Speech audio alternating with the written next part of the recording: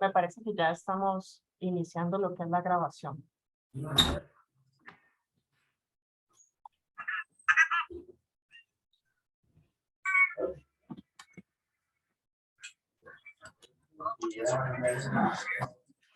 No sé si se observa bien la presentación.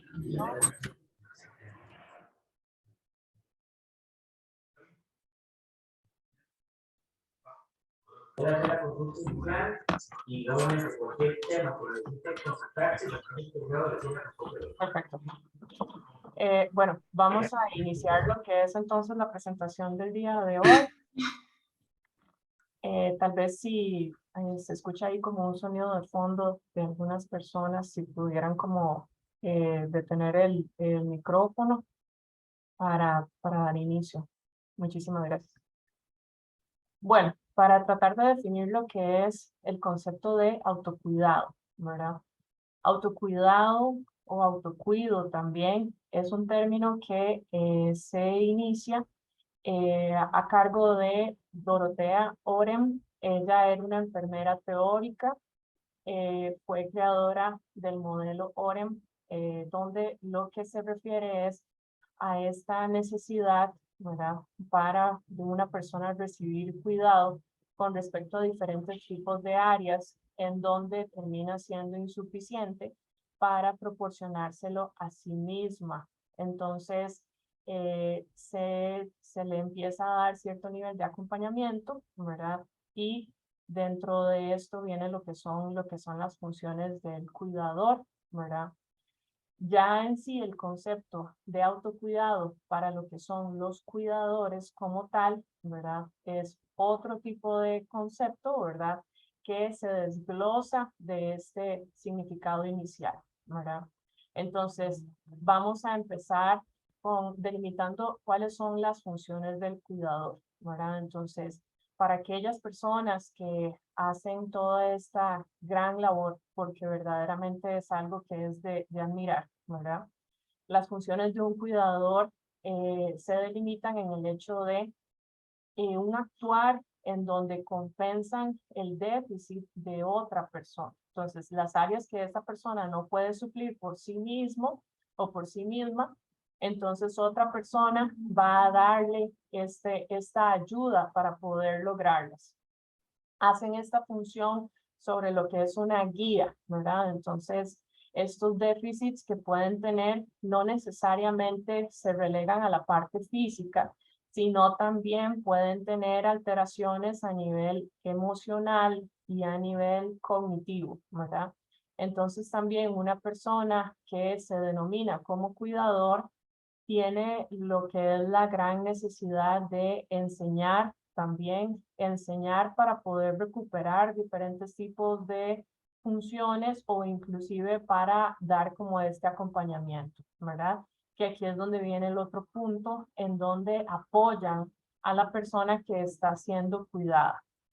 Aparte de eso, también proporcionan un entorno para el desarrollo, o sea, la persona que es el cuidador, ¿verdad?, va a dar estas posibilidades, no solo de herramientas, sino también lo que tiende a hacer es a saber cuál es el lugar en el que se mantiene esta persona, este paciente, esta persona que necesita de este cuidado, ¿verdad?, de este cuidado, y también va a modificar el ambiente para que la persona pueda desarrollarse de forma necesaria, adecuándolo a sus necesidades que son muy personales, ¿verdad? Entonces, esto lo que es este significado sobre lo que es la parte de las funciones del cuidador como tal. Y entonces, ¿quién es esta persona cuidadora, verdad? ¿Por qué es que esta es una labor que es sumamente, bueno, importante, verdad? Y vamos a delimitar por qué es tan importante tener a lo que es esta función de los cuidadores, ¿verdad? Y quiénes son, ¿verdad?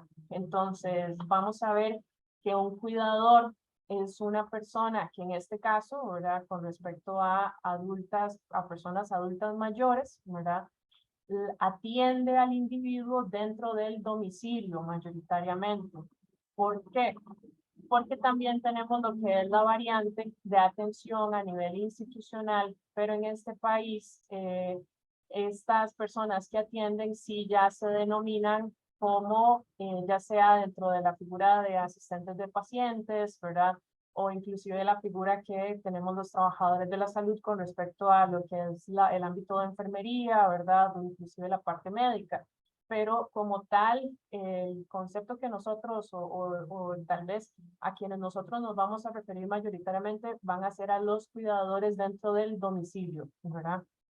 Entonces vamos a ver que estas personas cuidadoras van a estar distinguidas en el hecho de que permanecen con el paciente la mayor parte del tiempo. ¿Por qué? Porque en su gran mayoría van a ser pacientes que necesitan, ¿verdad?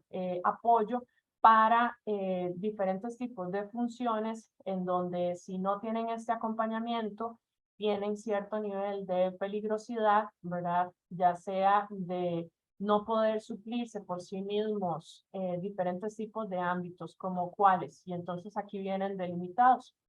Lo que es el suministro de medicamentos, ya sea que física o cognitivamente la persona no pueda hacer toma de los medicamentos por sí mismo porque no recuerda si los tomó de forma adecuada o no puede dosificar lo que es la toma del medicamento o inclusive porque físicamente no tenga la capacidad para poder suministrárselos a sí misma, ¿verdad? Aparte de eso, le provee esta persona cuidadora cierto nivel de vigilancia. ¿Por qué? Porque vamos a tener diferentes tipos de posibilidades en donde la persona, la paciente, ¿verdad? Va a tener posibilidades de caídas, ¿verdad? El síndrome de caídas, o que inclusive la persona, si tiene algún tipo de alteración mental, alteración cognitiva, que tenga riesgo de fuga, que tenga riesgo de autolesividad o que inclusive no pueda, digamos, sea una persona que por su nivel de fragilidad, ya sea cognitiva o física, no pueda mantenerse sin este tipo de acompañamiento desde la parte de la vigilancia. Aparte de esto, también va a ser una persona en donde ya sea por vigilancia o porque se lo suministren, ¿verdad? Entonces van a ser garantes de que esta persona paciente va a tener adecuado aseo personal, ¿verdad? Muchísimas de las personas adultas mayores que están relegadas al cuidado de una persona cuidadora, valga la redundancia, ¿verdad? No pueden suministrarse como tal, ¿verdad? Este nivel de autocuido a nivel de aseo personal y entonces esto es una de las capacidades que también proveen las personas cuidadoras. Ya un poco más allá, inclusive dependiendo del nivel de expertise que tengan estas personas cuidadoras, pueden necesitar curaciones, ¿verdad? Los pacientes, en donde ya vemos que inclusive con el tiempo los mismos cuidadores tienden a tener un nivel de conocimiento mayor, inclusive sobre las circunstancias físicas del paciente, inclusive más allá que ciertos equipos tratantes, ¿verdad? Porque ya conocen a esta persona a cabalidad, ¿verdad? Y entonces inclusive le realizan las curaciones diarias o semanales, dependiendo la necesidad, ¿verdad? Y si no, entonces evidentemente también tienen como el acompañamiento por medio de lo que son las áreas de salud, ¿verdad? Para realizar ese tipo de curaciones. Aparte de eso, lo que es la parte de la alimentación, nuevamente, ya sea por vigilancia para ser garantes que realmente la persona pueda desde fabricar sus propios alimentos, ¿verdad? O hasta inclusive poder ingerirlos, ¿verdad? Entonces, que esta es otra de los grandes puntos que delimita a una persona cuidadora y evidentemente cualquier otro tipo de características que sean básicas para la vida en donde se necesiten tener una persona que evidentemente vaya teniendo el acompañamiento o que le supla este nivel de necesidades, ¿verdad? ¿Por qué es que aumenta la necesidad de los cuidadores? ¿Verdad? Entonces ya estamos hablando sobre un tipo de realidad país, ¿verdad? Nosotros lo que hemos visto es que a nivel de la expectativa de vida en Costa Rica, ¿verdad? A menos de que evidentemente no tengamos algún tipo de circunstancia muy lamentable, ¿verdad? Y que obviamente nosotros, cualquiera de nosotros, lleguemos a fallecer antes de tiempo, la gran mayoría, o por lo menos un grueso de la población, vamos a llegar a ser adultos mayores, ¿verdad? Ahora, esa condición en la cual nosotros vamos a llegar a ser adultos mayores depende de la forma en la que nosotros vayamos liderando nuestra vida a lo largo del tiempo, ¿verdad? En una charla o una ocasión un médico estaba diciendo, hacía un ejercicio en donde hacía que todos cerraran los ojos, ¿verdad? Y entonces se imaginaran que tenían el carro deseado, ¿verdad? Entonces, si yo les digo a ustedes que piensen cuál es el carro de los sueños de ustedes, ¿verdad? Entonces, este carro, mágicamente, entonces cualquiera de nosotros tenemos nuestro carro deseado, ¿verdad? Pero aquí el asunto es que este va a ser el único carro que ustedes van a tener en toda su vida, ¿verdad?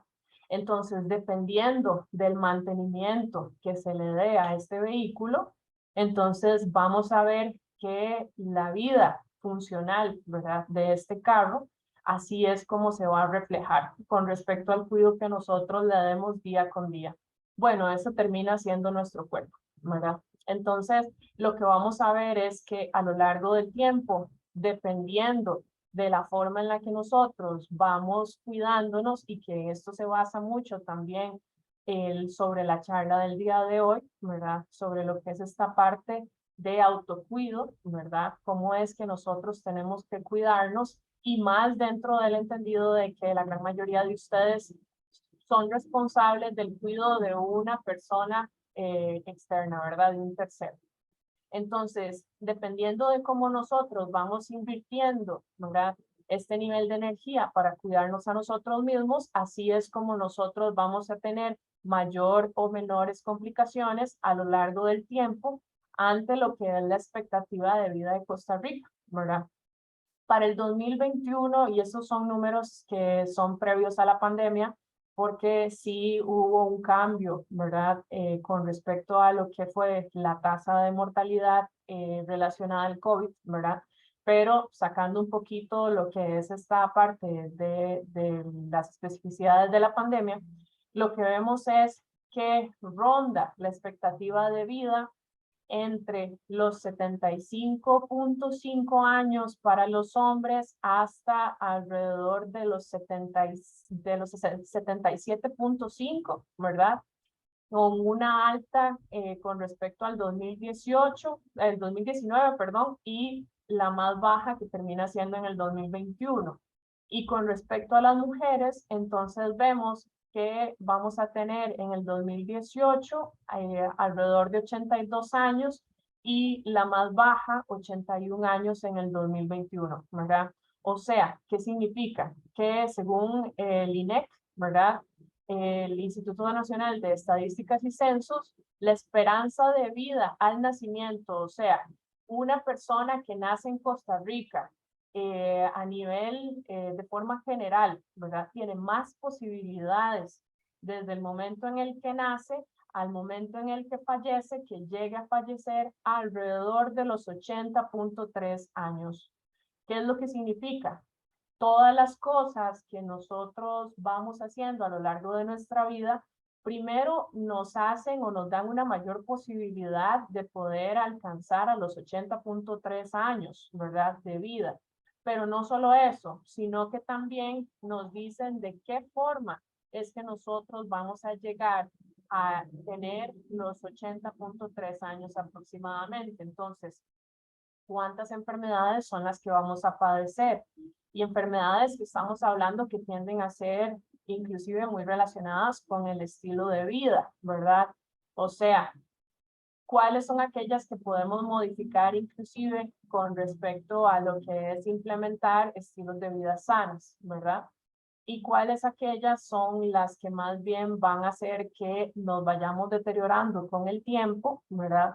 Porque el hecho de llegar a estos aproximadamente 80 años de vida, ¿verdad?, es solo por el hecho de nacer en Costa Rica, y una de estos aspectos lo que nos da es el hecho de tener la posibilidad de accesar a la seguridad social, ¿verdad? Entonces, pero la esperanza de vida al nacimiento no nos dice la forma en la que nosotros vamos a llegar a, en el estado físico, a alcanzar los 80 años aproximadamente, ¿verdad? No habla sobre enfermedades, solamente habla sobre cuánto más o menos va a ser la edad promedio entre hombres y mujeres de una persona que nace en territorio costarricense, ¿verdad?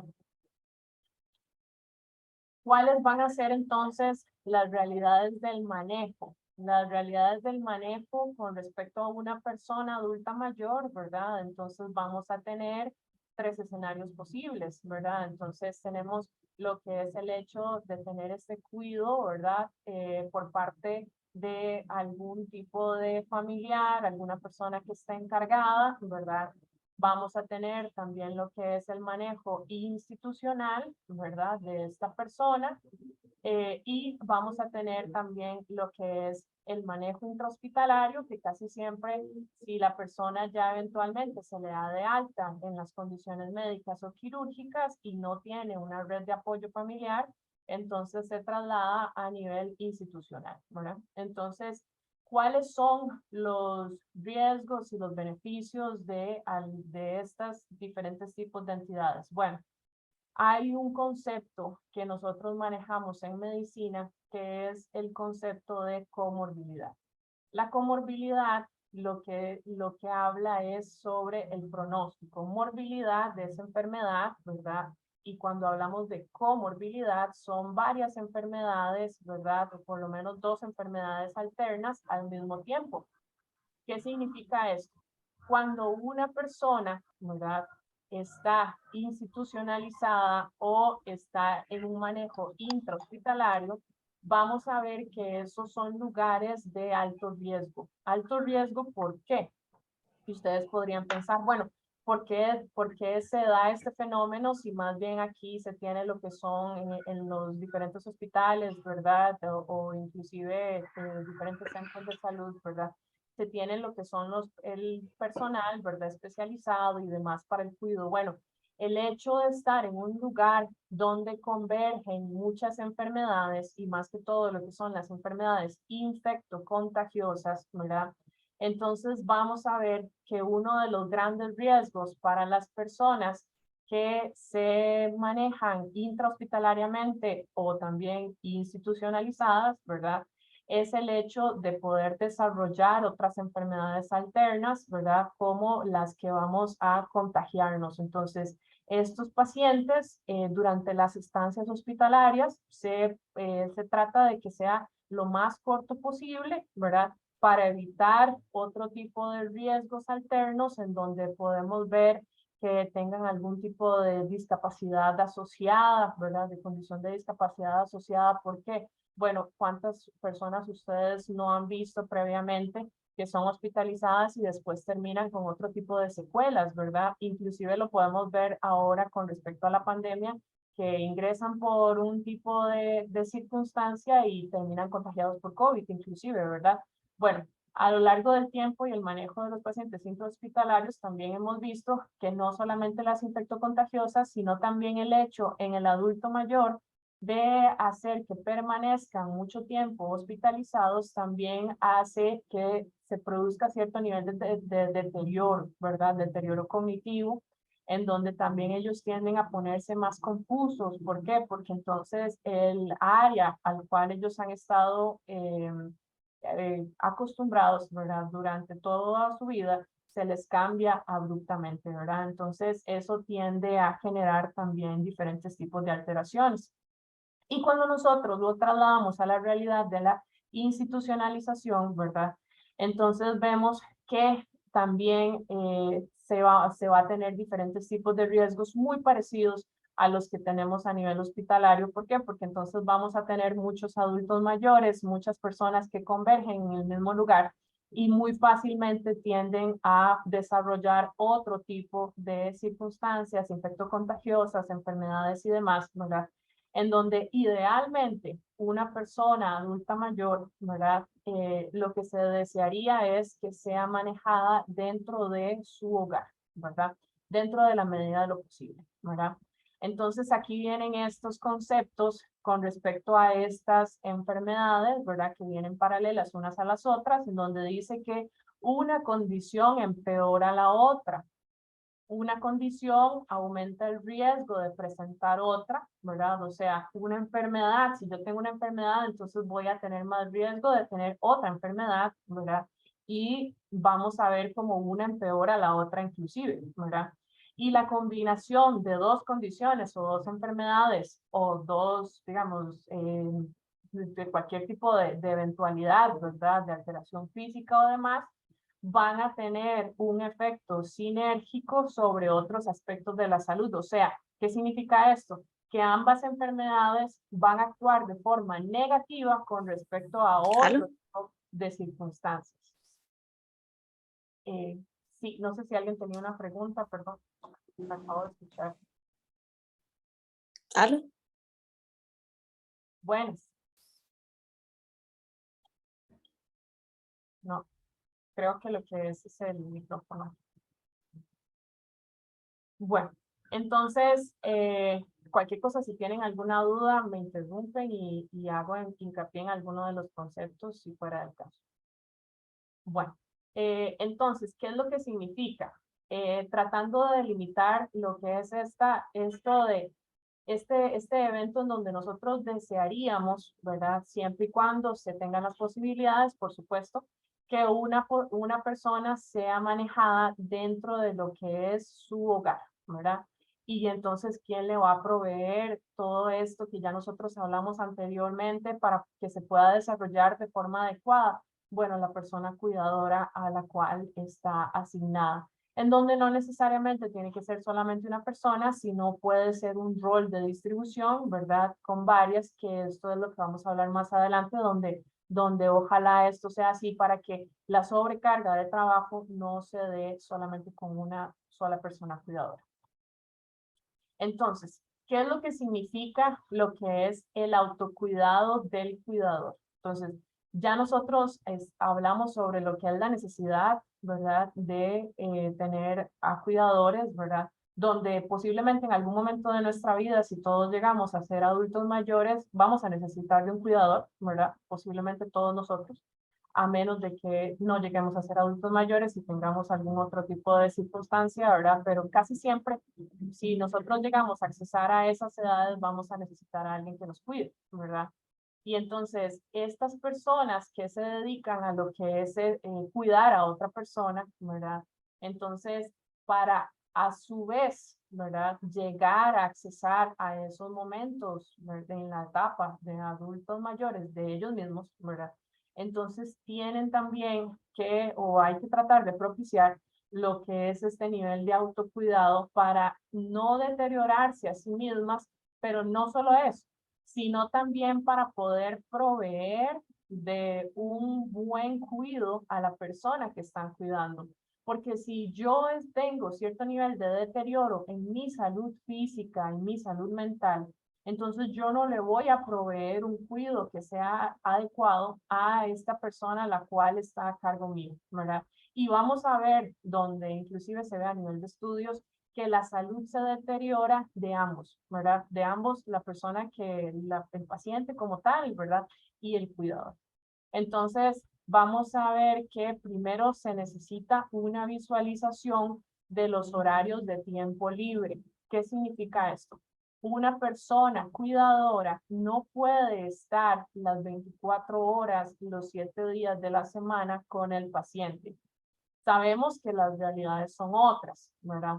Pero una de las cosas que se trata de difundir, inclusive a nivel de la Organización Mundial de la Salud, es el hecho de que el cuidador por lo menos tenga un día a la semana, ¿verdad? Por un periodo completo de 24 horas, en donde no tenga ningún tipo de contacto con la persona que está cuidando. Por eso es que yo hablaba anteriormente con respecto al rol de distribución, de por lo menos un día a la semana, que alguien más supla las necesidades del paciente. ¿Por qué? No solamente porque no pueda físicamente estar capacitado para cuidarlo. Yo podría decir, bueno, no, es que yo me siento bien, ¿verdad? Verdaderamente no me molesta. De por sí yo vivo, digamos que yo estuviera cuidando a mi mamá, a mi abuela. Yo vivo con esta persona y entonces no hay problema. Yo me mantengo en la casa, tal vez el día sábado, ¿verdad? Viene mi hermana y entonces me ayuda a cuidarla, pero lo recomendable inclusive es el hecho de que la persona cuidadora salga del hogar, o sea, que no se mantenga en contacto con el paciente. ¿Por qué? Porque con el tiempo, inclusive se ha visto que desarrollan diferentes tipos de sentimientos, sentimientos de recriminación ante la persona que están cuidando, sentimientos, inclusive presentaciones, cuadros de depresión, de tristeza, ¿verdad? Mucha frustración y mucho deterioro, que esto a lo largo del tiempo se va sumando, ¿verdad? Y entonces nosotros vamos viendo que se genera también un tipo de relación entre el cuidador y el paciente que no es la más adecuada.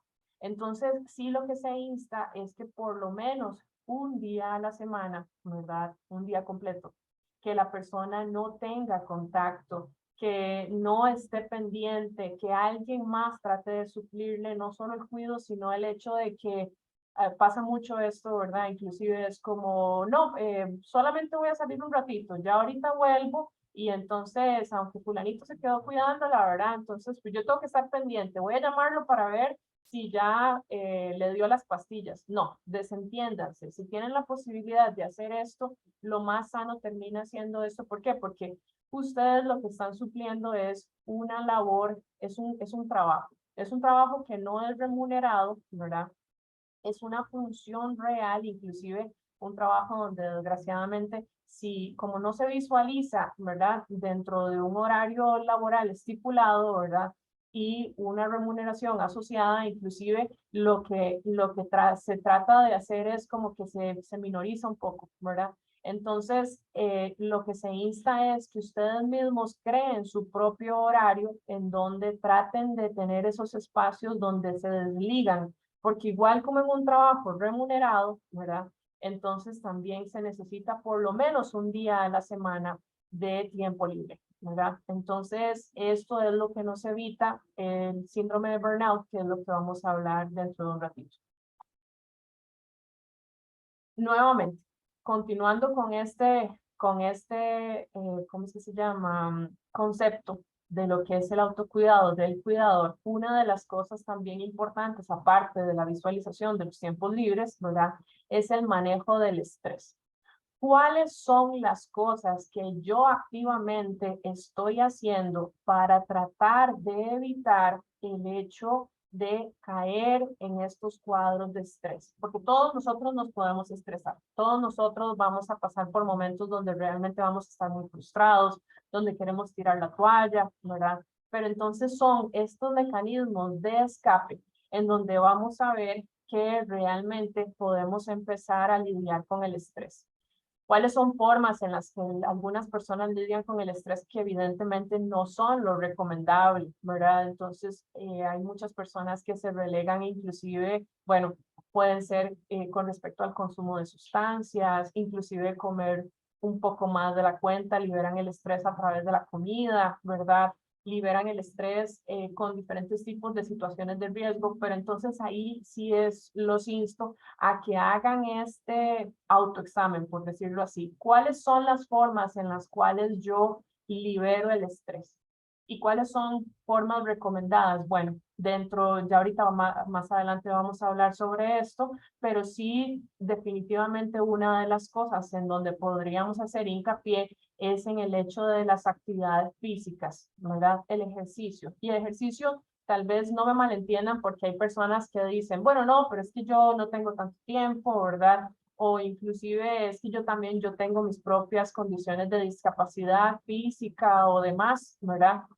No estoy hablando de eso, sino más que todo de ver cuáles son las formas en las cuales yo puedo adecuar mis necesidades y mi tiempo para implementar un poco lo que es la actividad física. Porque nuevamente estamos hablando, y por eso quise ponerlo en las primeras filminas, lo que es esta expectativa de vida, ¿verdad? Si yo estoy proveyendo un cuidado hacia alguien más, porque esa es una labor de mucho cariño, ¿verdad? Y es una labor de mucho amor, ¿verdad? Y obviamente de necesidad y demás, pero también yo no puedo descuidarme a mí mismo porque también eso me va a cobrar la factura eventualmente en el tiempo, ¿verdad? Entonces, si yo en este momento apenas estoy dando la talla, ¿verdad? Para cuidar a otra persona, ¿cómo es que mi salud va a venir en detrimento? ¿Cómo es que mi salud se va a venir deteriorando? Entonces ahí es donde yo necesito manejar el estrés. Se ha visto que inclusive el estrés se relaciona con el aumento de enfermedades cardiovasculares, o sea, lo que son los infartos a nivel del corazón, lo que son eventos cerebrovasculares, que popularmente se conocen como lo que son los derrames, ¿verdad? Y demás. Entonces, ¿cómo es que yo voy a ir manejando mi vida, ¿verdad? Para yo cuidarme, porque si al final de cuentas yo estoy cuidando a alguien, pero yo me estoy deteriorando, ¿verdad? Dos personas son las que van a sufrir. Yo voy a sufrir evidentemente, pero también la persona que está bajo mi cuidado también va a sufrir. Entonces, no vamos a perder, ¿verdad? Un recurso muy importante y evidentemente no vamos a poder llevar a cabo la labor que queremos hacer, que por eso es que se mantienen dentro de este rol de cuidadores, ¿verdad?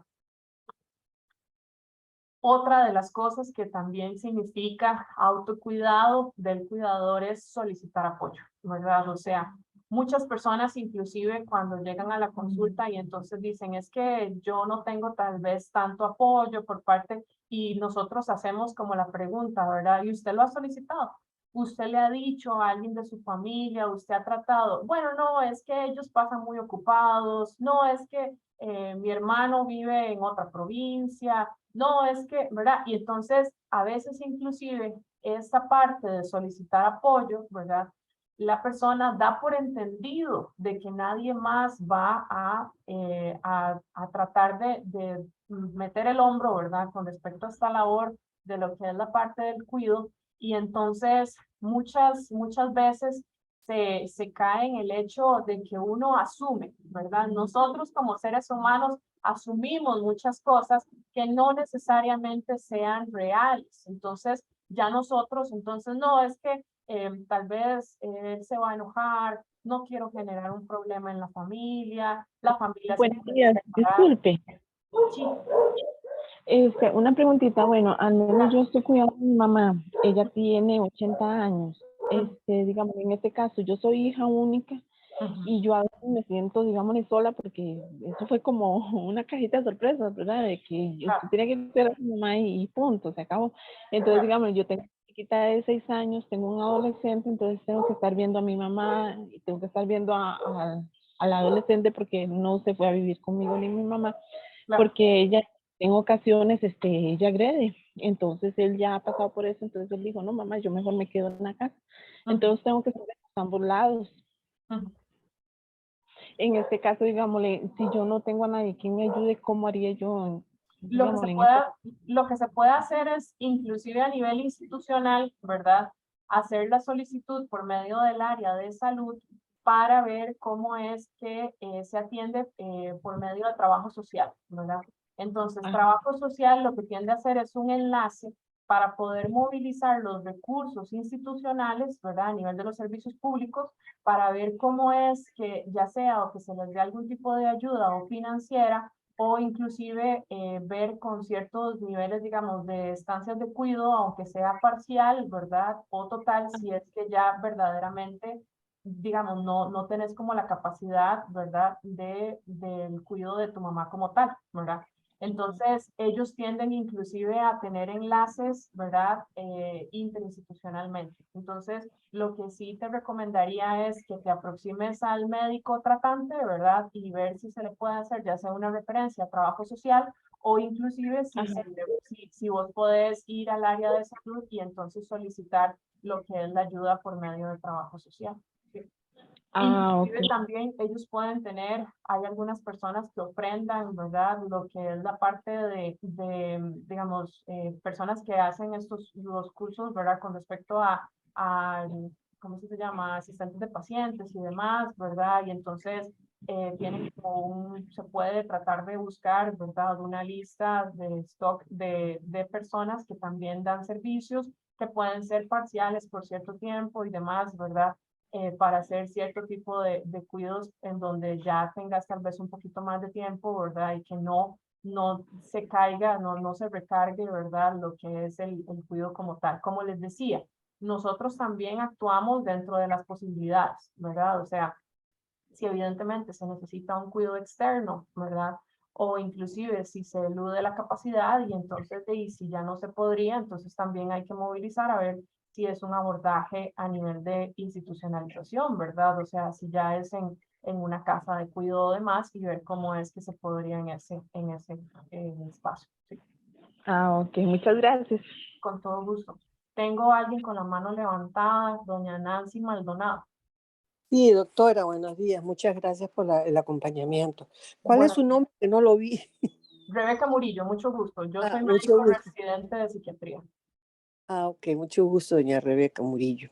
Mire, ¿a qué tipo mi esposo, él es visto ahí en el geriátrico? O sea, lo han ido viendo de a pocos, le han hecho los exámenes pertinentes, lo vio el psicólogo, eh, luego una geriatra, luego la otra, bueno. Ha tenido varios, ¿no? Pero mi pregunta es, en este momento yo necesito saber cuál es el grado que él tiene, porque ninguno me ha determinado ni me han dicho, bueno, él tiene la demencia, tiene tal grado de demencia, nada. Entonces yo estoy como en el aire. Yo he ido aprendiendo con ustedes y con los cursos de la caja, cómo manejar. Por eso siento que estas charlas son sumamente importantes, ¿no? Claro. Em, entonces, mi esposo tiene cita con una de las doctoras, Ujú. geriatra, oncóloga, pero no tengo yo un diagnóstico, si lo han visto, le han mandado medicamento, el cuidado, fíjese, tiene que Claro. cuidar la crema para la pierna, Sí. Eso la lo que medicina sería, para... como usted dice, ¿verdad? Siempre obviamente es aprovechar lo que son las citas de consulta para que el equipo tratante de su esposo, bueno, del paciente como tal, entonces pueda responderle estas preguntas, ¿sí? Obviamente cada persona tiene sus circunstancias muy diferentes, ¿verdad? Exacto, No es exacto, como que es una receta de cocina para todos, es más que todo como lo que son las necesidades del cuidado de cada paciente, es como que si fuera, como yo lo veo como que si fuera como ajustando un traje a la medida para alguien, ¿verdad? Pero sí. entonces por eso le digo, o sea, sería como aprovechar la cita como tal. Pero sí, ¿cómo es que se llama? Eso sí ya sería como para tratar de responder la pregunta suya, aproximándose al equipo tratante, hablando un poquito más y solicitándoles a ellos que tal vez se le haga, si es que necesita estudios, ¿verdad? Complementarios o demás para ver lo que es la parte de funcionalidad, pero eso sí ya sería con el equipo tratante de su esposo. Sí, Por eso, pero el equipo son diferentes personas, entonces, ¿a claro. cuál de las diferentes personas Lo que puedo es la aprovechar es con la médico que los va a atender el día de hoy, tal vez ella los pueda orientar sobre a quién podría usted externarle esa pregunta si es que tal vez ella no tiene la respuesta. Ok, y la otra pregunta es, así como usted nos está explicando ahora cosas importantes, Ah, reforzando, ¿no? Porque como que aparentemente uno sabe, pero uno necesita ese claro. refuerzo, ¿no? Que uno se le va al día. Ah, ¿Existe algún grupo, por ejemplo, de que estamos varias personas dirigidas con un profesional como ustedes, ujú, de ver tips, por ejemplo, qué hago yo cuando no quiere tomar la medicina o no se quiere levantar a ponerse la insulina, claro. que no quiero, que se ponen pues con todas esas cosas, ¿no? Claro, Eh, ¿Cómo dentro de lo que son las charlas, ¿verdad? De apoyo, obviamente se tocan temas diferentes, ¿verdad? Y entonces el asunto es ver, tal vez tratar como de hacer la consulta, inclusive con los organizadores, ¿verdad? Si no, entonces extenderle, tal vez voy a hacer la consulta para ver si es que cuáles serían como los temas a tratar dentro del cronograma para ver dentro de esos cuáles son los temas de interés en el caso suyo, ¿verdad? Que se le acoplen un poco para lo que son las necesidades específicas, ¿verdad? pero terminan siendo como mucho perlas de información, ¿verdad? Diversa, y entonces, como usted dice, termina, es como siendo como una educación continua, por decirlo así. Y entonces Ajá. se va aprovechando dependiendo de los diferentes temas. Sí, el tema del día de hoy, sí es más enfocado a ustedes, ¿verdad? O sea, los cuidadores Sí. como tal, ¿sí? Que obviamente a veces este tema queda muy relegado, ¿verdad? Como un poco invisibilizado, ¿verdad? Sí. Y entonces todo se centra dentro del paciente. Entonces este es más para ustedes, ¿sí? Perfecto, doctora. Entonces, eso, ¿dónde lo pregunto? ¿Dónde lo van a hacer? ¿O es a través de este programa que ustedes están haciendo ahorita? Se puede hacer la consulta con respecto a los organizadores que son, digamos, inclusive los que los hacen a ustedes accesar por vía Zoom y demás, ¿verdad? Entonces, eh, cuando les dan la información para accesar a las charlas como tal. ¿Sí? De igual manera, yo voy a hacer la consulta. Aquí ya yo tengo anotado su nombre para ver si es que le hacen llegar la información, ¿verdad? Para ver cuáles son las charlas de interés suya para futuro.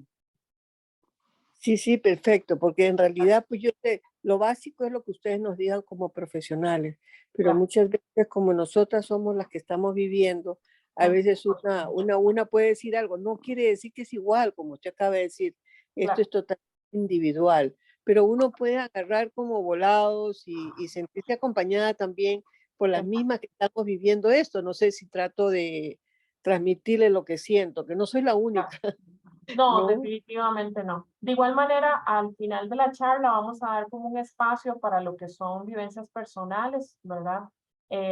Sí, vamos a ir continuando un poquito con respecto a los conceptos, ¿verdad? Y Ok. entonces ahí también vamos a tener como un espacio un poquitito, ¿verdad? Para las personas que estén interesadas en compartir como vivencias específicas.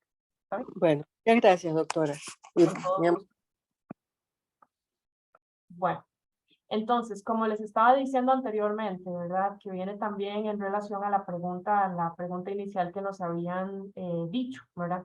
Entonces, bueno, solicitar apoyo, ¿verdad? Entonces, solicitar apoyo, como les había dicho anteriormente, puede ser a nivel institucional, ¿verdad? A nivel de la caja, del área de salud, solicitar apoyo inclusive con respecto a lo que es la familia, ¿verdad? Para hacer cierto tipo de reacomodo familiar. ¿Por qué? Porque si yo al final de cuentas no solicito el apoyo, ¿verdad? No me lo van a dar, ¿verdad?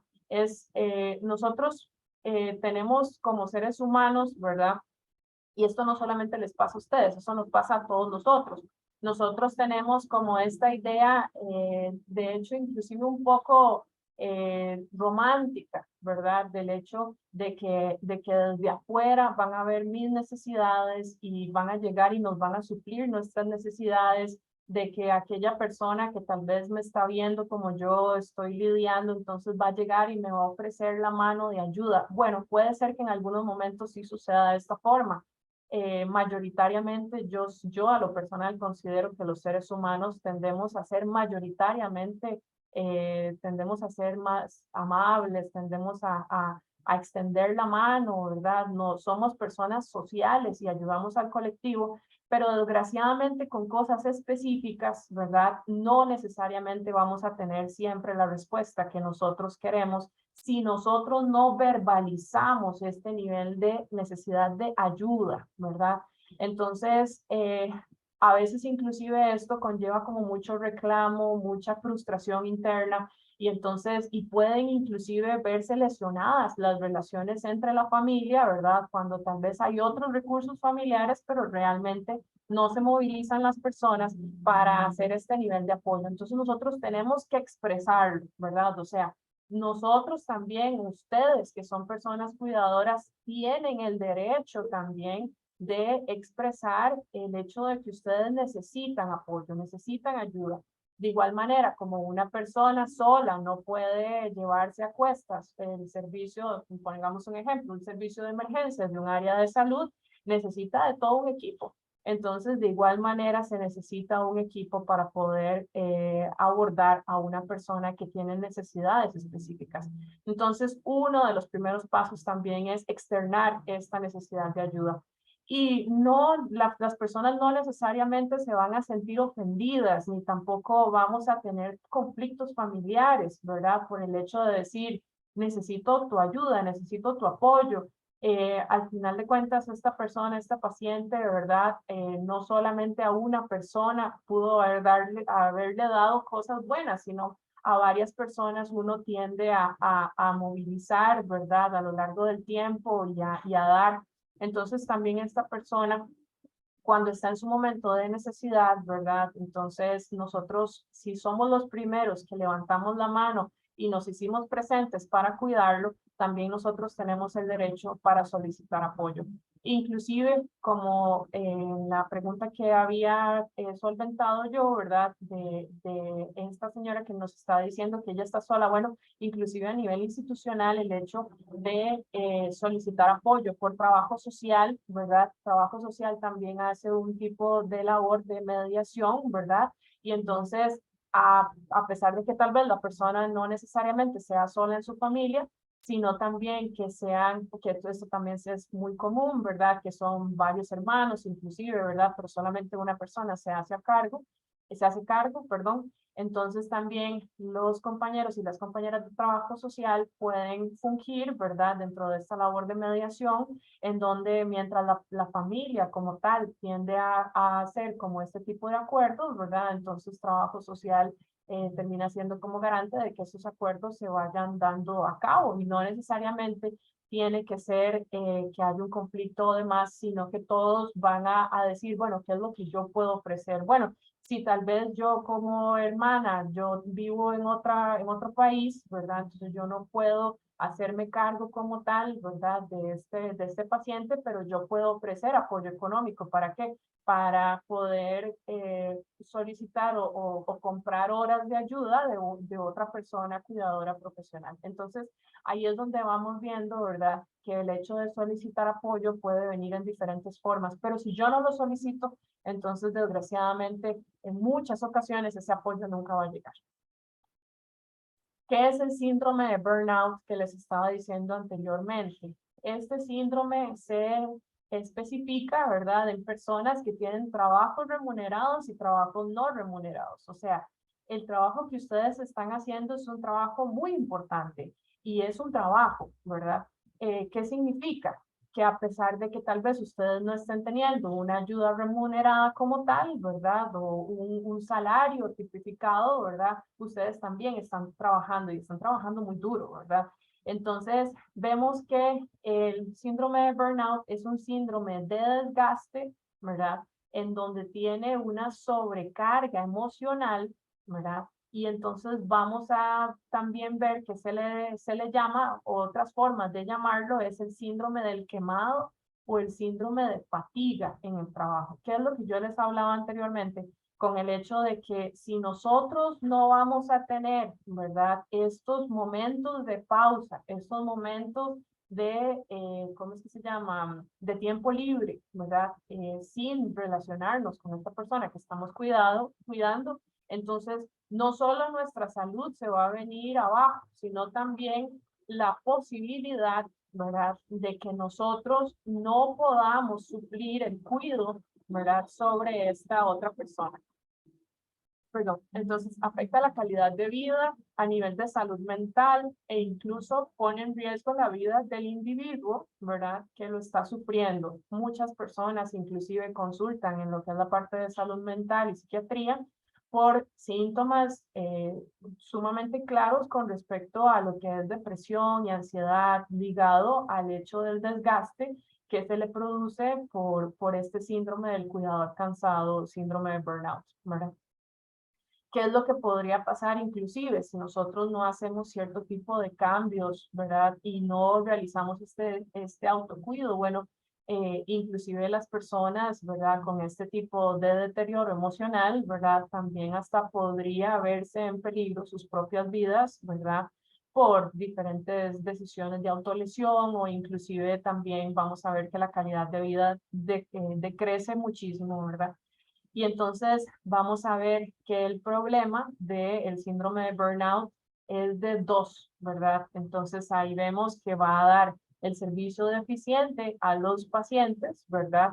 y no va a ser operante en sus funciones y también yo misma me deterioro, ¿verdad? Entonces, aquí estamos tratando de salvaguardar, ¿verdad? A varios, no solamente a mí mismo. No es algo que sea, y ahora vamos a hablar un poco más de esto, sobre el hecho de que no es que sea egoísta, ¿verdad? Que eso muchas personas cuidadoras de pacientes dicen, es que yo no quiero, es que me da culpa, ¿verdad? Me da culpa darme mi tiempo y yo, porque es que tengo que estar ahí cuidando, porque tal vez mi familiar está muy enfermo, se está sintiendo mal, solamente tal vez yo sé darle los cuidados que necesita, ¿verdad?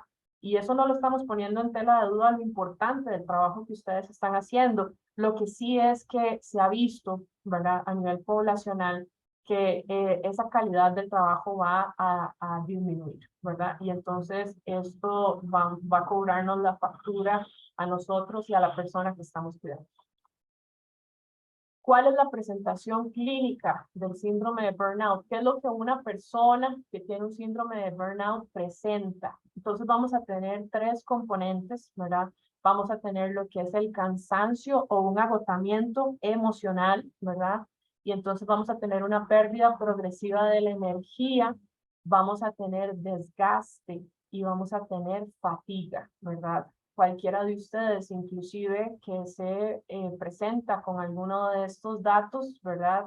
Deberían de consultar con un médico tratante a nivel del área de salud, e inclusive ahora más adelante vamos a ver para lo que son abordajes a nivel de salud mental, inclusive, ¿verdad? Pero estos son formas en donde yo también necesito hacer como un tamizaje, verme a mí mismo para ver si yo presento algo de esto y ver cómo se puede solucionar, ¿verdad? Otra de las circunstancias que podrían presentar es la despersonalización, ¿verdad? Entonces vamos a ver que la persona tiende a tener como un tipo de barrera, ¿verdad? Emocional, en donde se protege de sus propios sentimientos e inclusive en algún momento personas desde afuera podrían ver que está más apático, más irritable, que inclusive tiende a estar más combativo con la persona que está cuidando, ¿verdad? Y entonces vamos a ver que esta relación entre el paciente y el cuidador, ¿verdad? Desgraciadamente se tiende a poner más tensa, un poco más violenta, ¿verdad? ¿Y es por qué? Porque evidentemente hay un agotamiento por detrás, ¿verdad? Y también vamos a ver cómo la persona cuidadora, ¿verdad? Tiende a abandonar, ¿verdad?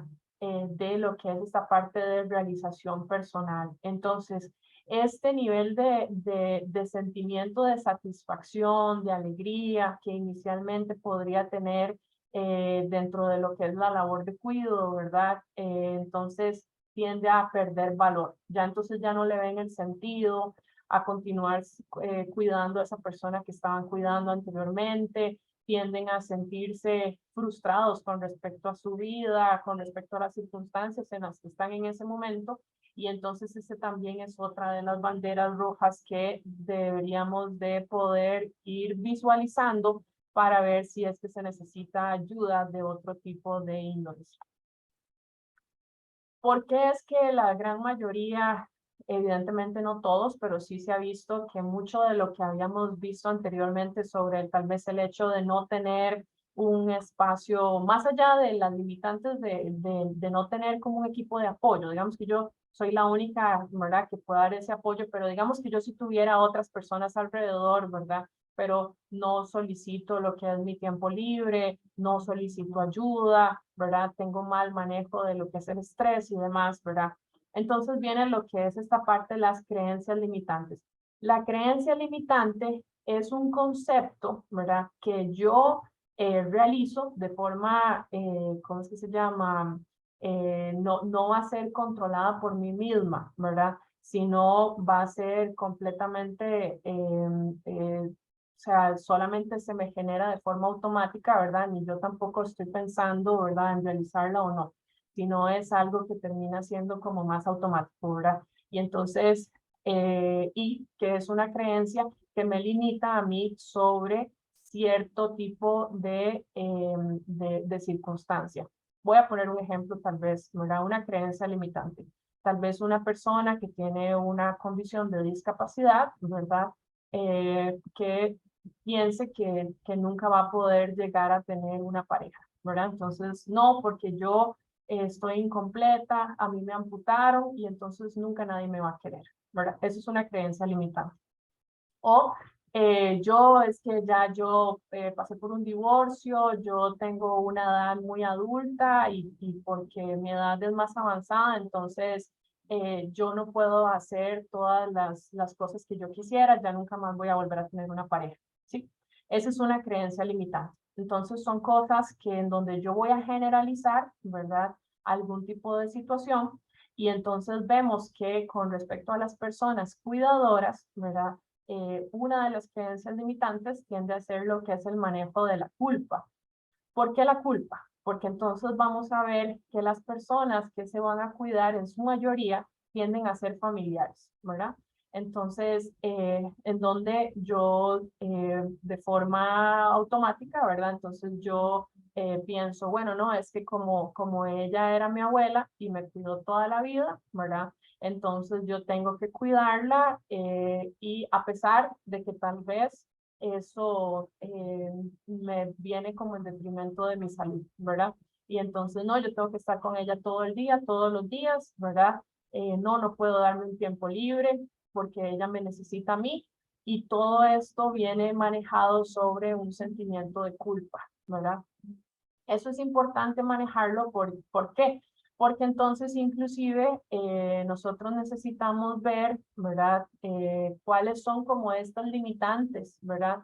A nivel de pensamiento que nos hacen caer, ¿verdad? En estas acciones de cuidado que tal vez nosotros ni siquiera lo estamos como disfrutando inicialmente, que si nosotros podemos accesar a este tipo de sentimientos, ir manejándolo inclusive con ayuda profesional, entonces tal vez nosotros vamos a tener un tipo de cuidado, ¿verdad? Al paciente que sea más sano para él o para ella, ¿verdad? Y para mí misma. Entonces vamos a ver que también se visualiza no desde la culpa, ¿verdad? Sino desde otro tipo de sentimientos y genera otro tipo de satisfacción como tal, ¿verdad? Otra de las creencias limitantes también es la necesidad emocional de la retribución, ¿verdad? Entonces, como les había dicho anteriormente, entonces, como fue mi mamá, ¿verdad? Y entonces ella me ha dado todo, entonces yo le tengo que dar a ella todo, ¿verdad? Entonces, ¿pero qué es lo que pasa? Nosotros entonces vamos a ver como a lo largo del tiempo, ¿verdad? Entonces hay un deterioro, ¿verdad? De nosotros mismos y evidentemente de rebote, desgraciadamente también se va a ver deteriorada la persona a la cual está siendo cuidada. Entonces nosotros tenemos que hacer nuevamente como este autoexamen de ver cuáles son nuestras motivaciones, ¿verdad? Para poder generar este cuidado. Otra de las creencias limitantes también tienden a ser lo que son los roles familiares, ¿verdad?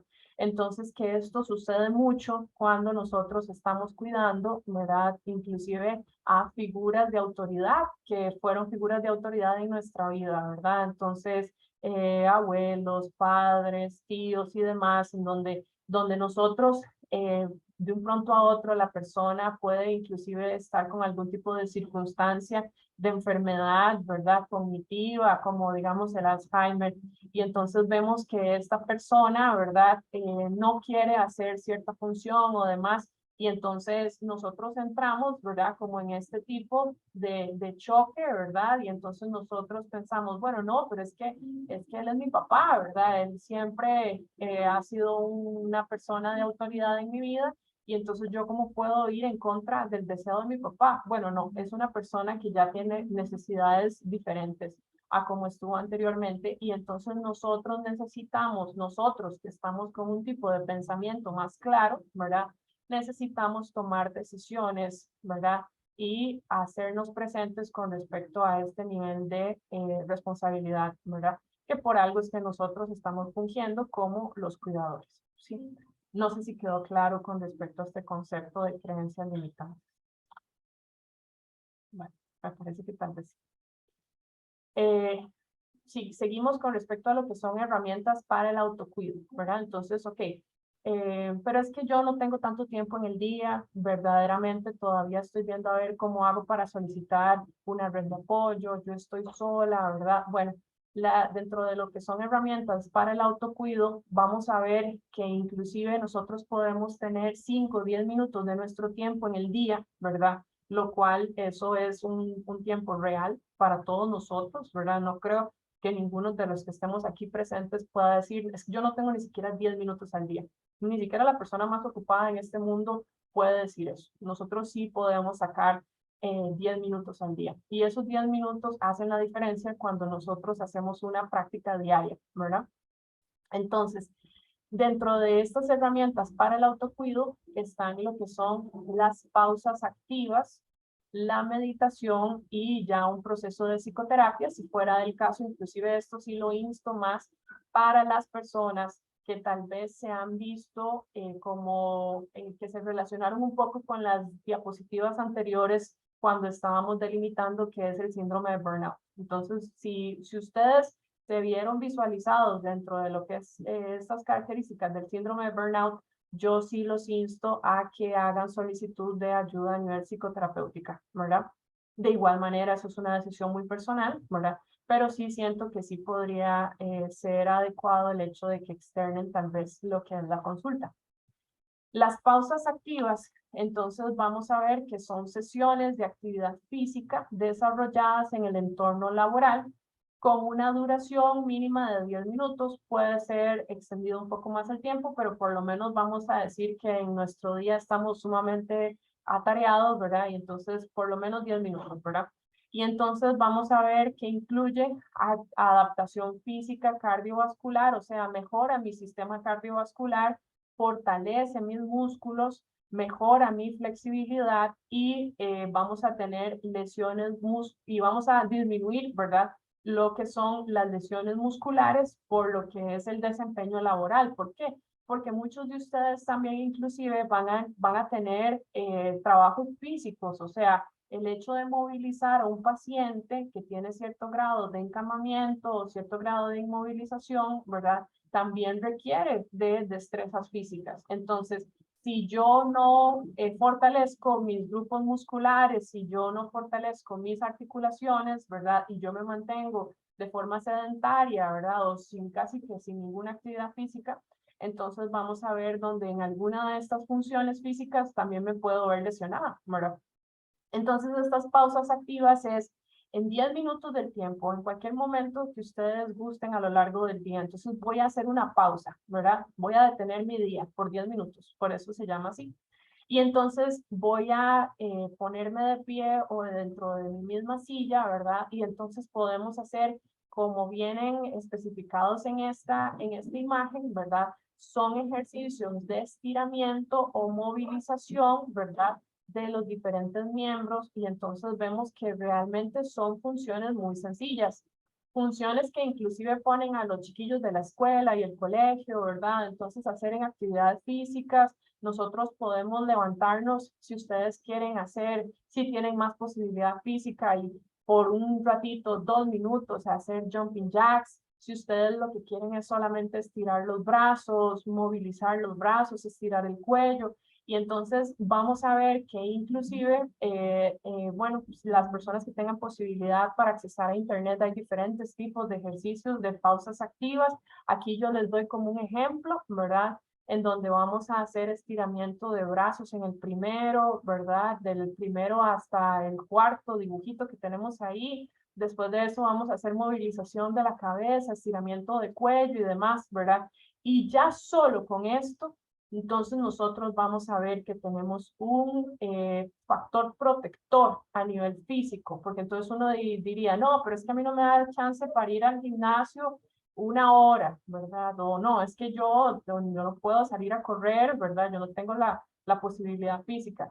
Lo que pasa es que hay que salirnos de ese concepto del todo o nada, ¿verdad? Que eso pasa muy frecuentemente con nosotros los seres humanos. Entonces es como, no, si yo no voy a gastar 2 horas nadando, ¿verdad? Entonces no, yo no puedo hacer actividad física. Eso no es algo real. Entonces, con las pausas activas viene este concepto sobre el hecho de en 10 minutos, en cualquier lugar que ustedes estén, ¿verdad? ustedes pueden hacer estos ejercicios de estiramiento.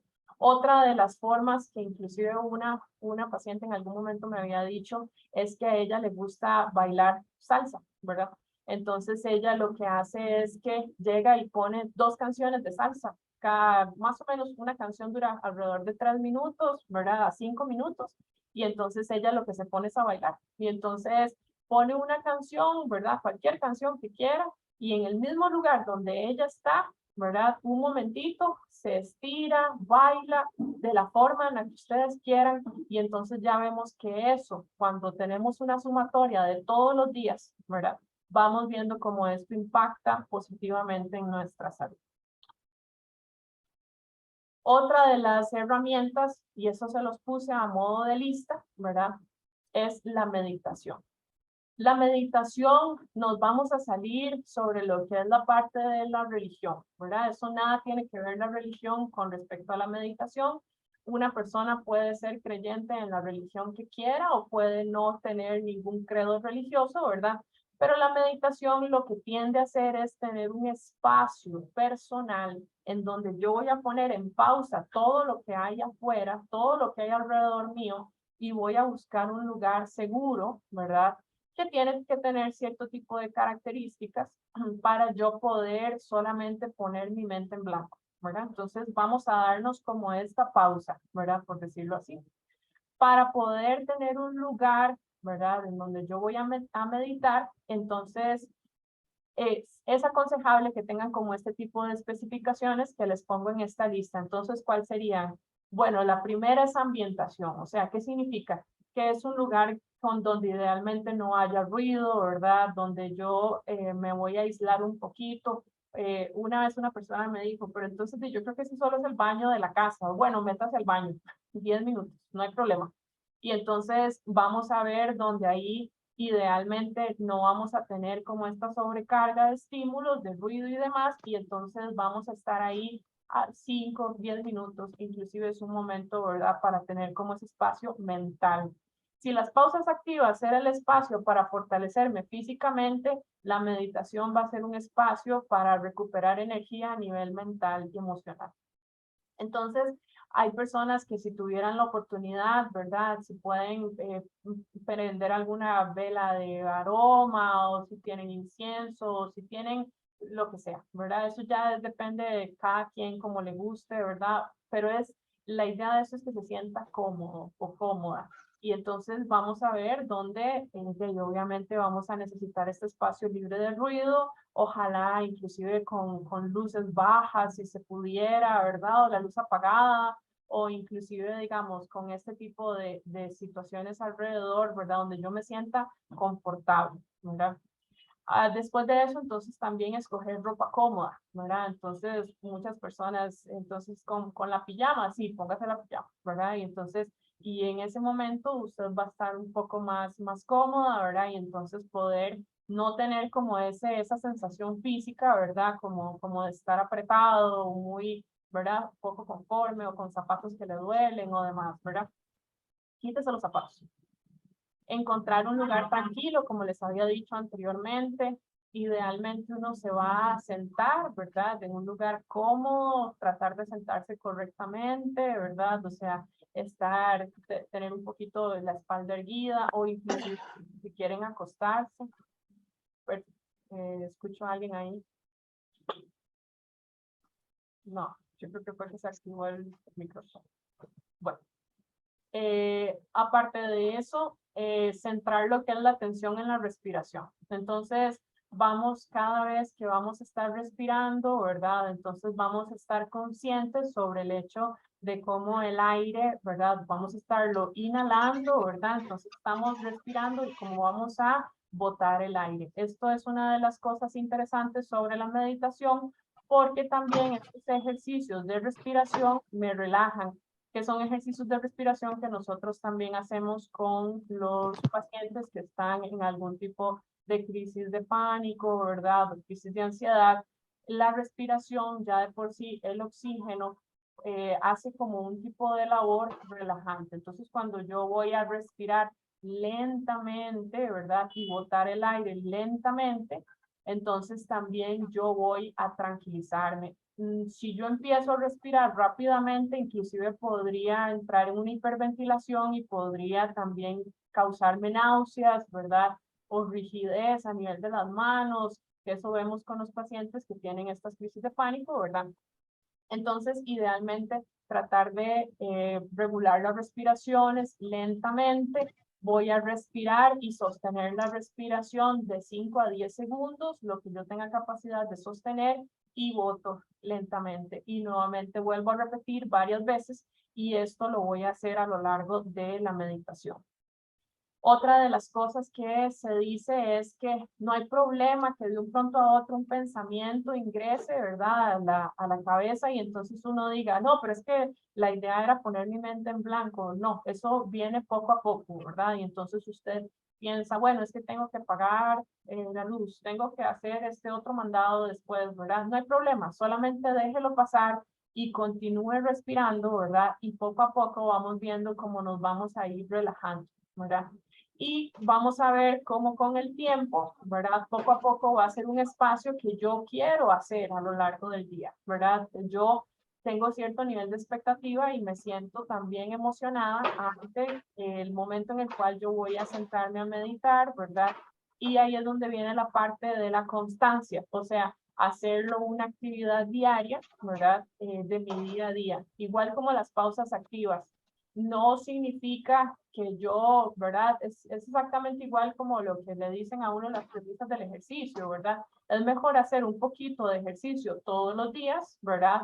A hacer, ¿verdad? Ejercicio extenuante en un solo día y ya el resto del día no me voy a movilizar más. Lo mismo pasa con este tipo de ejercicios mentales con respecto a la meditación. Y la otra herramienta que les había hablado anteriormente, ¿verdad? Es lo que es la parte de la psicoterapia. El Colegio de Psicólogos, y aquí les adjunto el número telefónico, ¿verdad? De ellos, tienen una línea que se llama línea Aquí Estoy.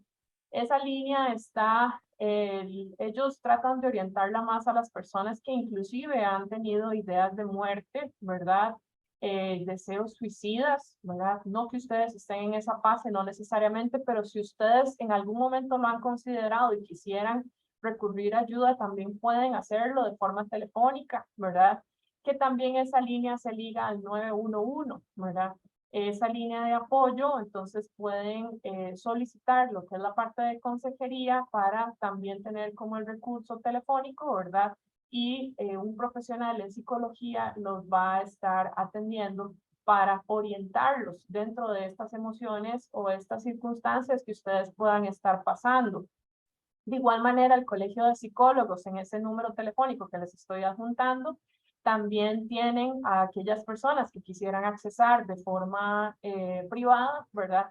Entonces también tienen el listado de los profesionales en psicología, dependiendo del área a nivel de psicoterapia que quisieran accesar, o inclusive también rubros de dinero, en donde algunos de ellos inclusive dan servicios más que todo a lo que son en centros universitarios y demás, que lo tienen abierto al público, y entonces son servicios que económicamente tienden a ser un poco más reducidos, ¿verdad? Porque son ya más como cobros más simbólicos, ¿verdad? Y entonces también tienen esa posibilidad.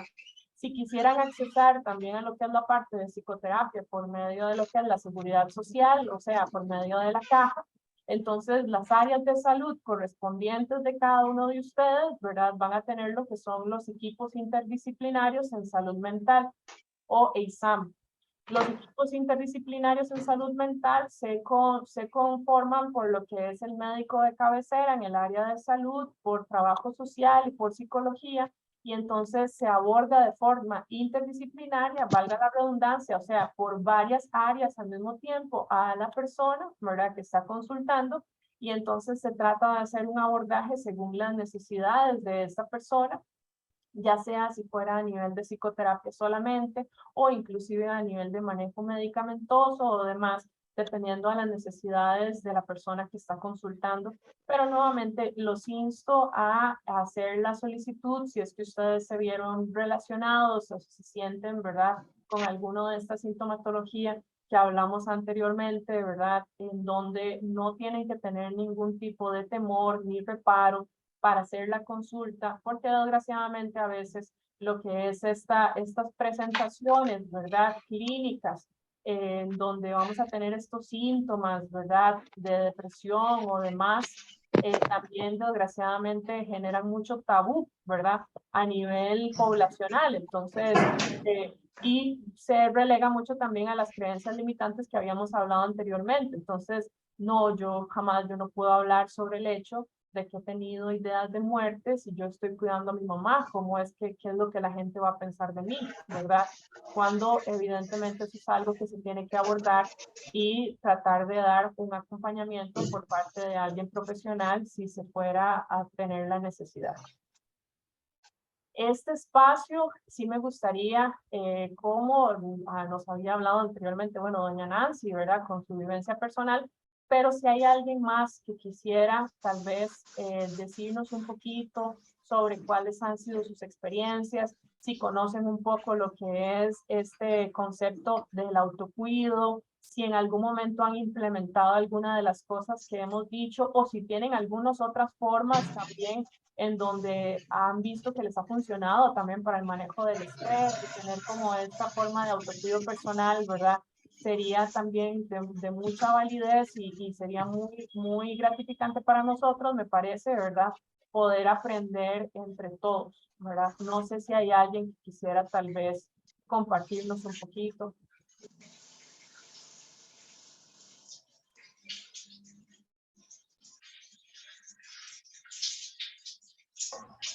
Hola, buenos días, ¿cómo están? Buenos días.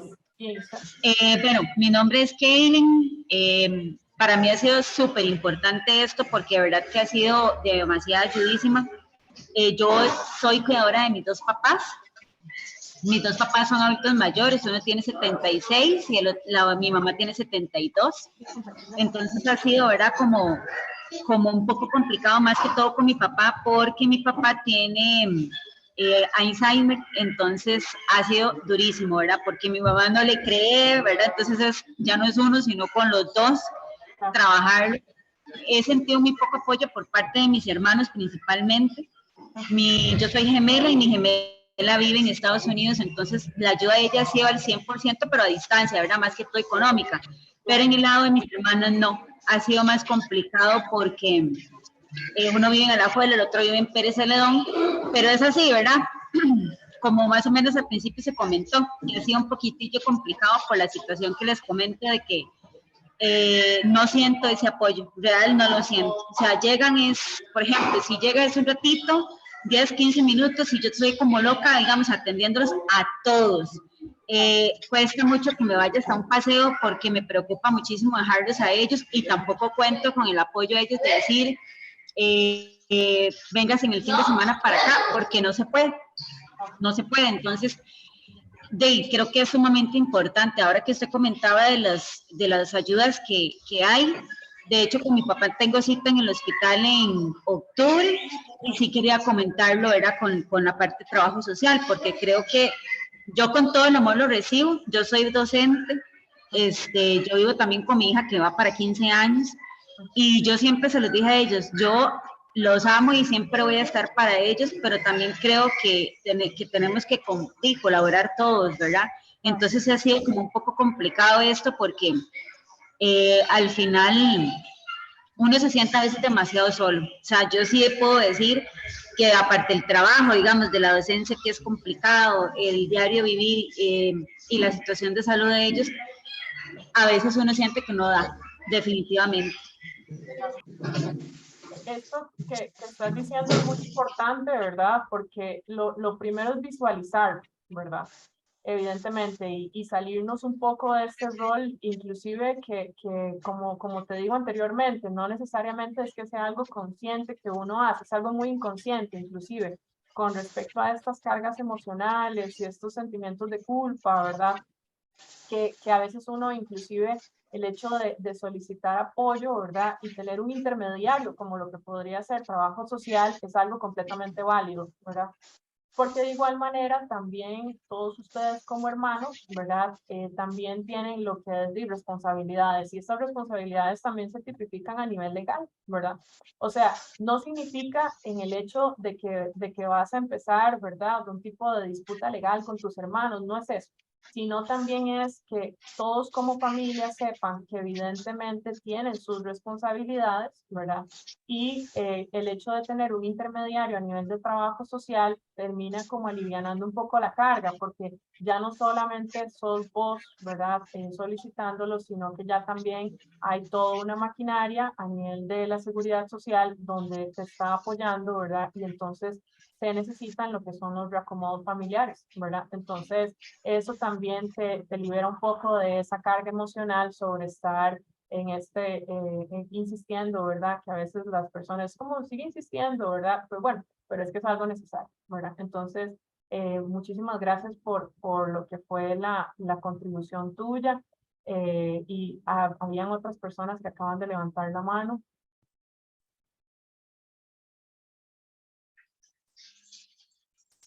No sé si alguien más, vi como a 2 personas que levantaron la mano, no sé si querían hacer contribuciones. Iliana. Hola, muy buenos días. Quería consultarles algo, bueno, para ver si me pueden ayudar. Yo soy asistente de pacientes. Tengo a mi mamá que tiene 81 años. Ella, cognitivamente, pues ya está deteriorada. Ah. Hemos pasado el caso de trabajo social. Siento que a partir de lo de la pandemia, todo lo que es para el adulto mayor en todo el país se ha atrasado mucho. Sí. De hecho, ella desde que empezó la pandemia, desde antes que empezara la pandemia, quedaron en ir a mi casa a hacer una visita domiciliar. Ajá. Hasta el día de hoy estoy esperando que lleguen a hacerla. Ajá. Mi mamá vive con mi hermano, uno de mis hermanos, nosotros somos 9 hermanos, ella vive con uno de ellos, que es una persona alcohólica, ya de tomarse hasta los perfumes que encuentra en la casa. Ajá. Y sabemos que mi mamá está en riesgo, en mucho riesgo y mucho peligro. Claro. Pero el trabajo social a veces nos dice, bueno, denuncien, hagan esto, hagan el otro, pero prácticamente todos los demás trabajamos. Entonces, cuando uno dice, bueno, voy a ver en qué forma puedo ayudar a mi mamá, Ajá. resulta que cuando uno va a un juzgado, le piden a uno un papeleo tal vez que uno no tiene, porque de mi hermano yo lo único que me sé es el nombre, el número de cédula no me lo sé. Ajá. Siento que en sí, en el trabajo social, se da como mucho atraso, vamos a ver qué hace la familia, si la familia hace o no hace. Ajá. Se ha pensado en meterla en un hogar de larga estancia, donde yo trabajo en un hogar de adultos mayores. Ajá. Y pero también yo siento que siempre que hay que tomar una decisión en la casa de mi mamá, Ajá. es un pleito porque unos están de acuerdo, otros no están de acuerdo, otros que se hagan de esta manera, que no se haga de esta manera. Sí. Se le pide, siempre se le ha dicho a mi mamá, mami, vamos a hacer tal cosa y ella no. Tal Ajá. como el de que mi hermano se vaya de la casa, se lo hemos dicho en muchas ocasiones por el bien de ella. Y ella dice que no, que hasta que ella se muera porque ella no quiere ver eso, que bueno. Ajá. Entonces yo siento que por el lado de trabajo social es como un trabajo muy lento. Yo sé que son muchísimos casos que hay porque cuando uno trabaja en estos lugares uno se da cuenta de muchas cosas y son muchos señores y señoras que necesitan ayuda de trabajo social, pero como que no llega la ayuda pronta, como que es algo lento, es algo tedioso, es algo a veces hasta uno se siente culpable, porque a nosotros la trabajo social nos ha dicho, bueno, vayan y denuncien a su hermano Ajá. para que lo saquen de la casa, pero uno se pone a pensar, pues chica, ¿y a dónde se va a ir? ¿A la calle? ¿Va a ser peor? Porque es otro problema más para la sociedad, otro indigente más en la calle.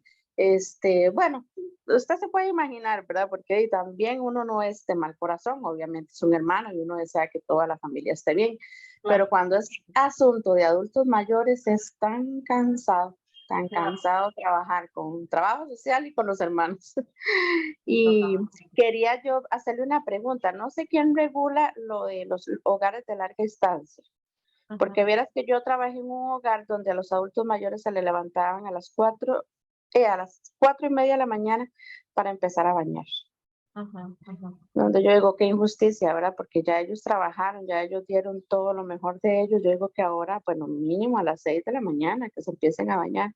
Claro. Pero son cosas que uno ve, ¿verdad? Y uno a veces se queda así como, bueno, y no sé quién maneja en realidad ese, sí, no sé cómo llamarle, como que regule qué hogar de larga estancia está dando un buen servicio a los adultos mayores. Claro. También me pasó en este hogar que estoy, el día domingo estaba laborando en horas de la mañana y uno de los señores de mi pabellón tuvo visita. Se le alistó al señor como todo el tiempo, se le bañó, se le rasuró, se le puso ropa.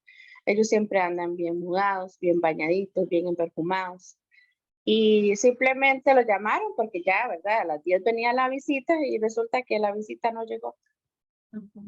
Entonces él venía tan triste, tan deprimido, yo digo, pues chica, pero si uno va a sacar un tiempo para ir a visitar a un familiar, a un hogar, debería de ser puntual lo primero y lo segundo de no dejarlos plantados porque el daño que a ellos se les hace psicológicamente es muy grande.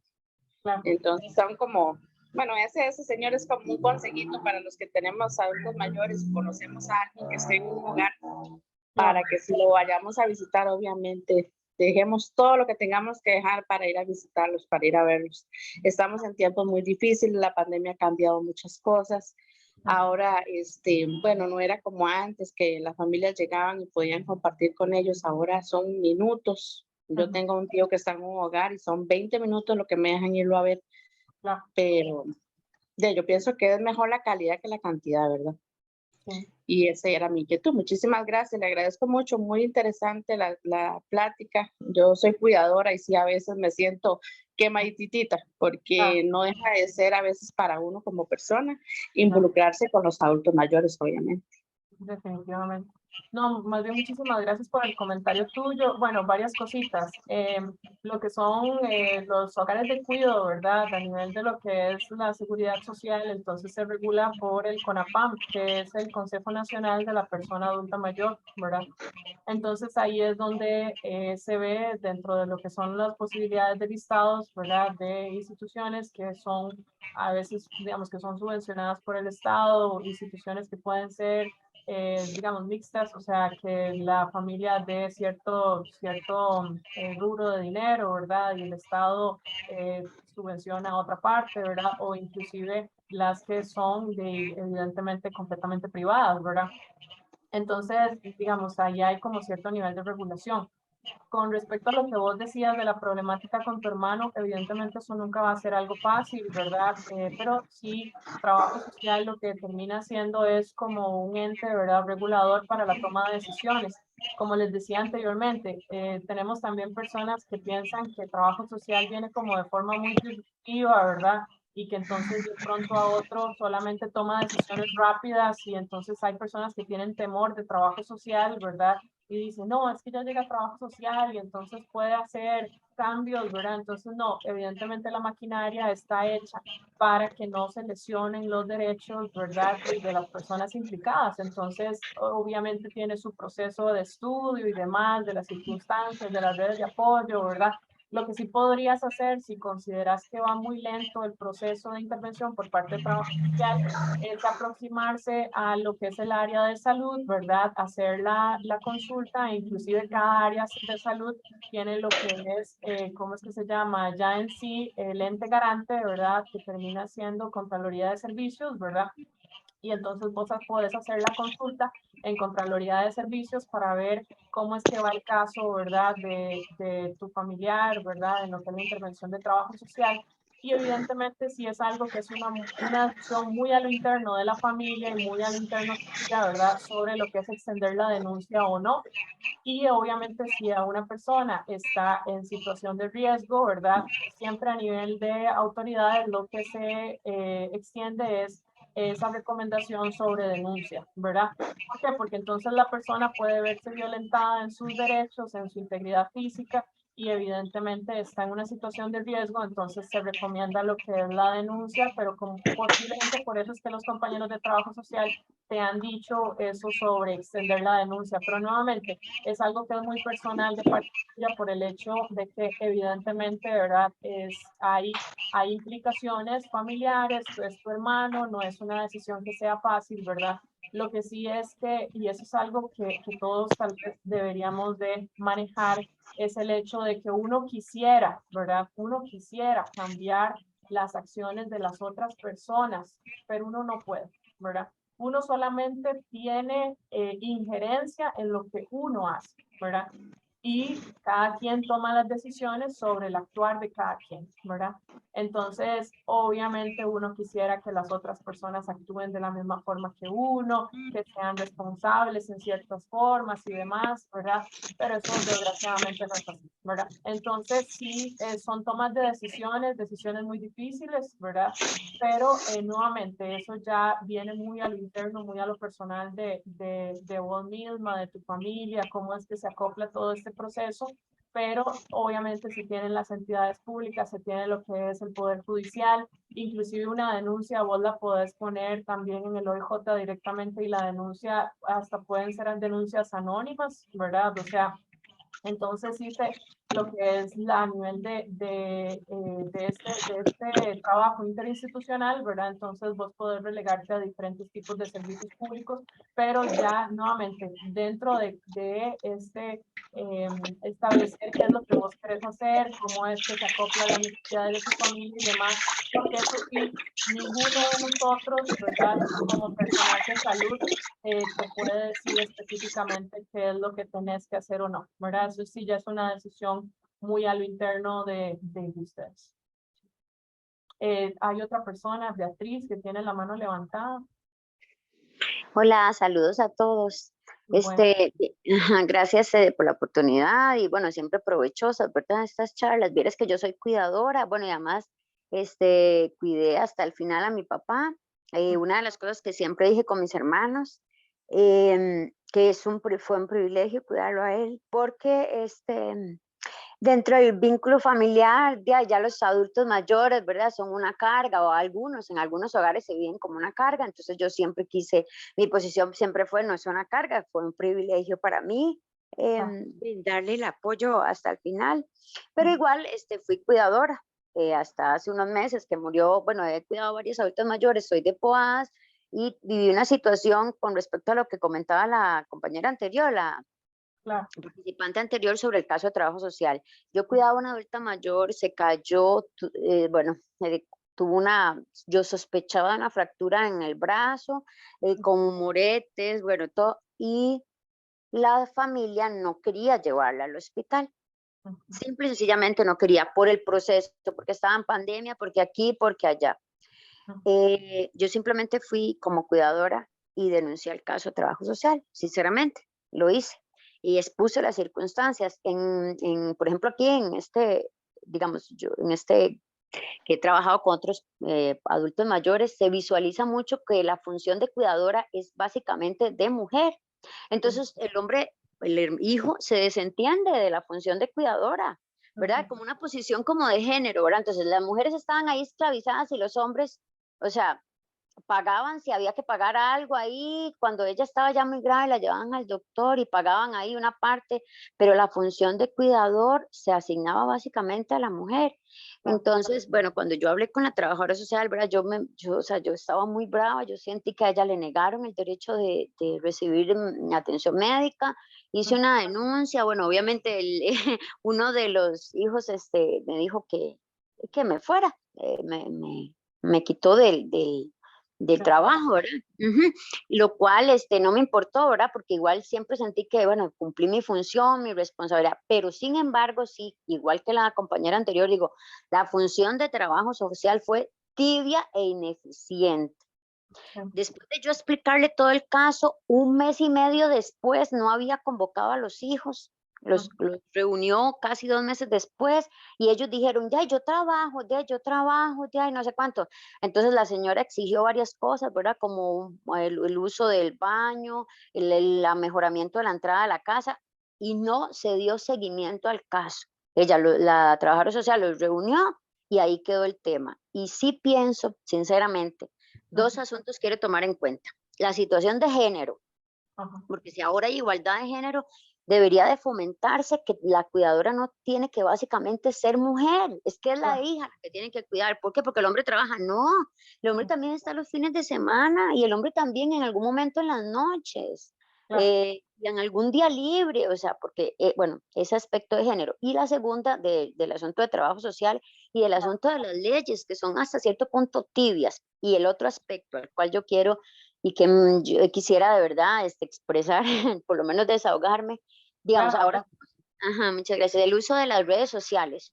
Yo sí pienso que instituciones como el Hospital Geriátrico o el CONAPAC sí deberían estimular de forma a través de las redes la importancia de que el cuidado del adulto mayor es una responsabilidad de todo el vínculo familiar.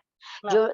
Yo sé que legalmente usted va a decir, no, es que eso queda, no, pero no debería ser así, porque entonces, ¿qué es lo que pasa? ¿Por qué quedamos siempre cuidadores quemados? Porque entonces siempre queda, ¿qué? Porque no hay nada que ni siquiera motive al resto del círculo familiar a través de una notificación, a través de una campaña publicitaria, a través de un papel que visualice la importancia de todo el vínculo familiar, todo el grupo familiar se involucre en en el cuidado de adulto mayor, ya bien o mal, porque en algún momento, yo ayer recibí muchas capacitaciones, en algún momento dijimos, ay, pero es que ese papá fue alcohólico antes, Ujú. entonces ahora no lo vamos a cuidar con amor. O fue antes, o sea, qué difícil, ¿verdad? Porque Sí, entonces ahora está en estado de vulnerabilidad.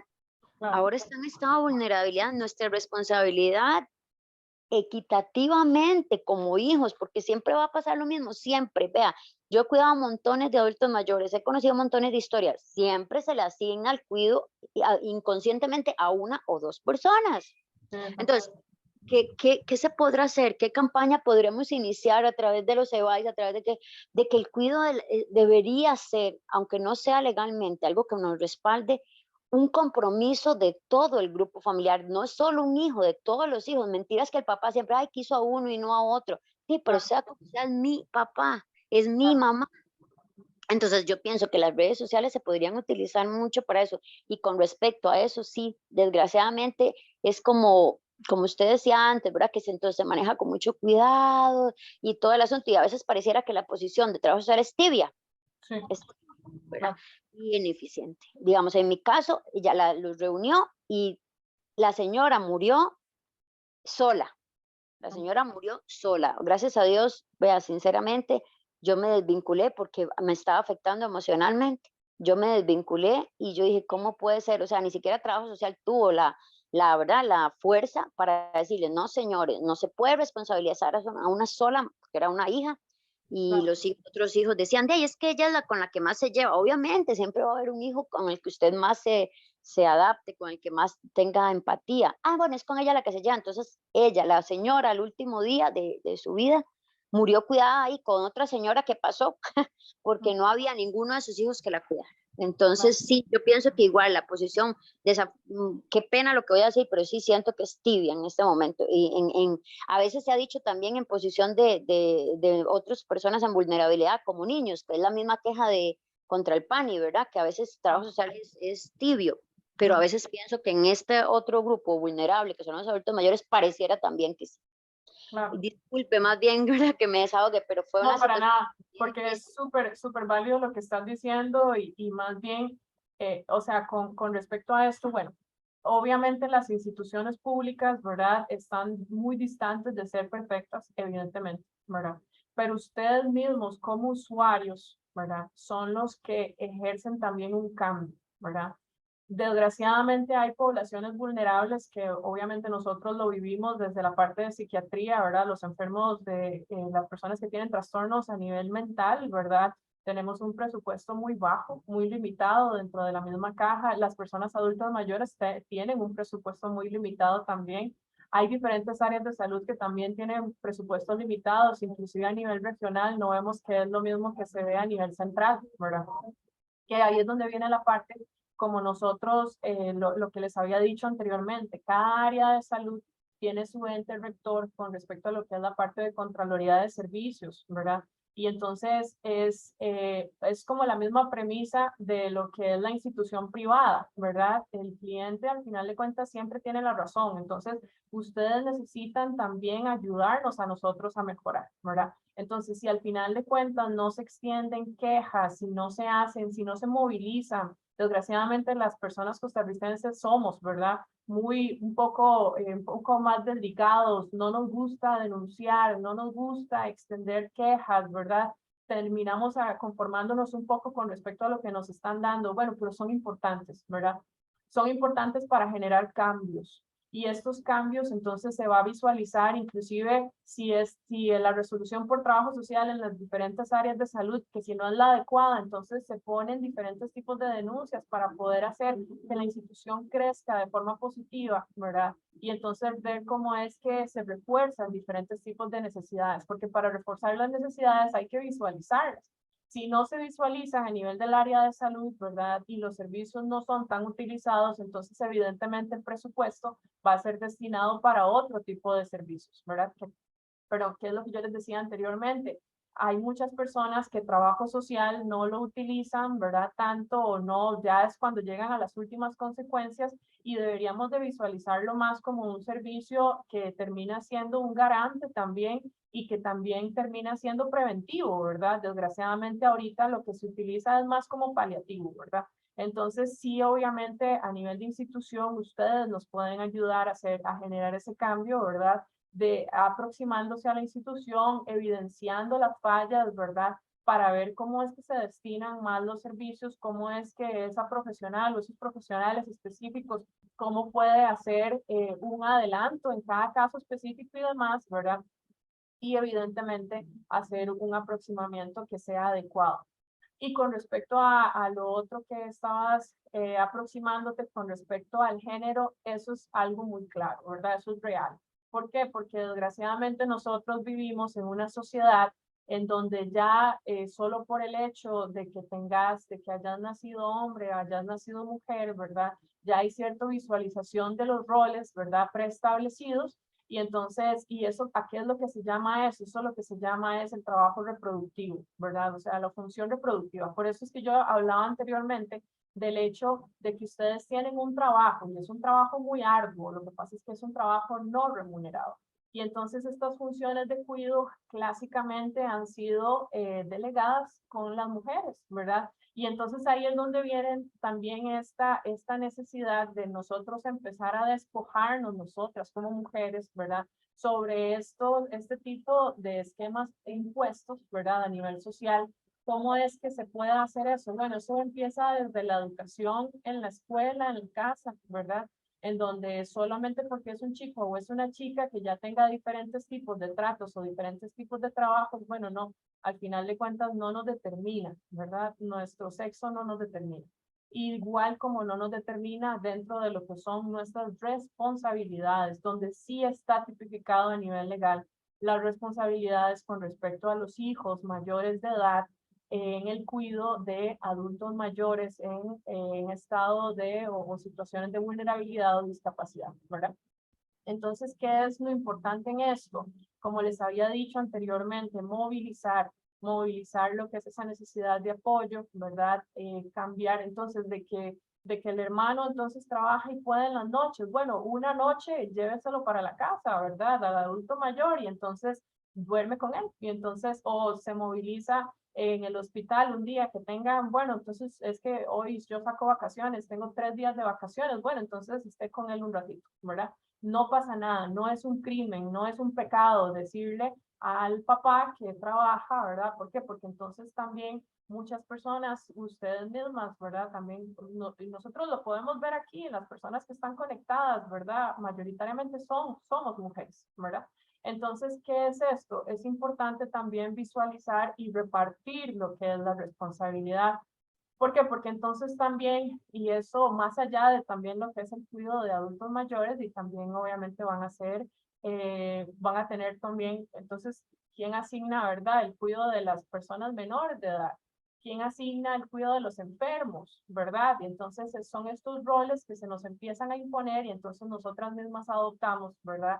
Y lo continuamos propagando, ¿verdad? Entonces, una vez que nos evidenciamos esto, ¿verdad? Entonces vemos, bueno, no, es que no es lo más justo, porque realmente no es lo más justo, ¿verdad? Entonces nosotros tenemos que empezar a hacer ese tipo de cambios, pero son cambios que desgraciadamente tienden a ser lentos a nivel de sociedad, porque este tipo de temas no son tan bien aceptados por todo lo que les había dicho anteriormente, sobre todas estas creencias limitantes, sobre todo lo que es la parte de la culpa, sobre esta visualización de la mujer como la que es la que puede hacer el mejor cuidado, ¿verdad? ¿Quién dijo esto, verdad? Pero inclusive nosotros lo vemos a nivel profesional, mayoritariamente quienes desempeñan acciones de cuidado, digamos, a nivel de las mismas que hablaron con respecto al hecho de que son asistentes de pacientes en la parte de enfermería, inclusive en la parte de docencia, ¿verdad? Mayoritariamente, si nosotros volvemos a ver la mirada, entonces terminamos siendo mujeres. Entonces es importante también nosotros empezar a visualizarlo desde el núcleo familiar, ¿verdad? No tener reparo en el hecho de externarlo y decirlo, ¿verdad? Yo también soy una persona que necesita mi tiempo libre, necesito desarrollar funciones mías, ¿verdad? Y entonces, solo por el hecho de que mi hermano nació hombre, no significa que él también no tenga la misma cuota de responsabilidad. De que por alguna razón, bueno, no, porque es que su trabajo se lo imposibilita, o porque vive en otro país, como dijo otra de las presentes, ¿verdad? Entonces, bueno, entonces, ¿cómo vas a aportar? ¿Qué es lo que usted puede aportar, verdad? Entonces, cuando todos aportamos un poquito, entonces la carga se hace un poco menos pesada, ¿verdad? Eso es a lo que nos referimos un poco con respecto a ¿cómo es que se llama? Esta dinámica, ¿verdad? En el hecho de repartir un poco y tener un poco de autocuido también para nosotros y nosotras mismas. Y Liliana Fallas, que tiene la mano levantada. Muchas gracias, muy buenos días a todas, muy agradecida con ustedes, principalmente con usted, doña Rebeca. Excelente tema, excelente lo que es el autocuidado y cómo cuidar. Yo tengo un adulto mayor hace 18 años, hace 28 enviudó, es mi suegro, y hace 18 de tenerlo aquí en mi casa. Hace 8 meses murió un hijo, mi esposo, de cirrosis alcohólica. Y resulta que él, sí, yo lo tenía en control ahí en geriatría y él tiene demencia senil. Pero él supuestamente le habían dicho que era leve, pero sí he notado que con la ausencia del hijo mayor, como fue impactante, porque me tocó, fue impactante la cirrosis alcohólica, murió de cirrosis alcohólica el hijo. Entonces fue impactante porque yo tenía que cuidarlo a él y cuidar al hijo. La edad de él es de 86 años y el hijo murió de 62, ahora el 23 de noviembre del 2021. Y vieras que sí, el comportamiento de él ha sido muy estresante, tanto para él como para mí. Y sí, a Dios gracias, ya le dieron cita con la trabajadora social y la psicóloga para que lo vean, pero es muy duro. Yo pertenezco aquí a San Rafael Abajo, Desamparados 2, y viera qué costo porque como ahora no hay sistema, entonces no me quieren dar cita, que hasta que haya sistema, que el hackeo, que aquí, que allá, que el saqueo, digo yo. Pero viera, para mí ha sido muy duro, muy difícil, porque sí, hay momentos en que me desespero. Él es papá de 6 varones, incluyendo a mi esposo, que ya murió, quedaron 5, y de los 5 no se hace ni uno, ¿verdad? Es algo terrible. Yo los he estado llamando, los he reunido, les he dicho que necesito el apoyo de ellos, pero la verdad es que ninguno. Lo que sí, aquí con los nietos, con mis hijos, con las sobrinas de él, pues nos hemos turnado entre semana, es para darles de comer, para que lo estén visitando, le den la cena, vengan con la cenita. Y los fines de semana sí me duele mucho porque los fines de semana, como dice usted, yo me pierdo. Yo digo domingo, yo me pierdo, un sábado, yo me pierdo. Para que, doña Liliana, perdón que le interrumpa, ¿por qué? Sí. Bueno, no sé si usted quisiera compartirlo, es algo muy personal Sí. de usted, pero ¿por qué usted dice que me duele mucho? ¿Cuáles son como tal vez los sentimientos alrededor de eso, verdad? Tal vez si para compartirlo y ver por qué, ¿verdad? Sí. No sé, si quisiera compartirlo, si Sí, no, no hay problema. sí, claro que sí, con mucho gusto. El me duele mucho es que desgraciadamente, como hablaban, el pasado de él no fue un pasado muy bonito. Ajá. Él fue un alcohólico y ahora está con la tapa cerrada, como decimos nosotros. Él fue un alcohólico, hizo sufrir mucho a la mamá de ellos. Ajá. Entonces, todo el tiempo ellos les guardan mucho rencor al papá. Claro. Le guardan, incluyendo el que murió antes de morir, como decir, unos 4 meses antes, fue que se pidieron perdón, tanto papá como hijo, porque no se soportaban.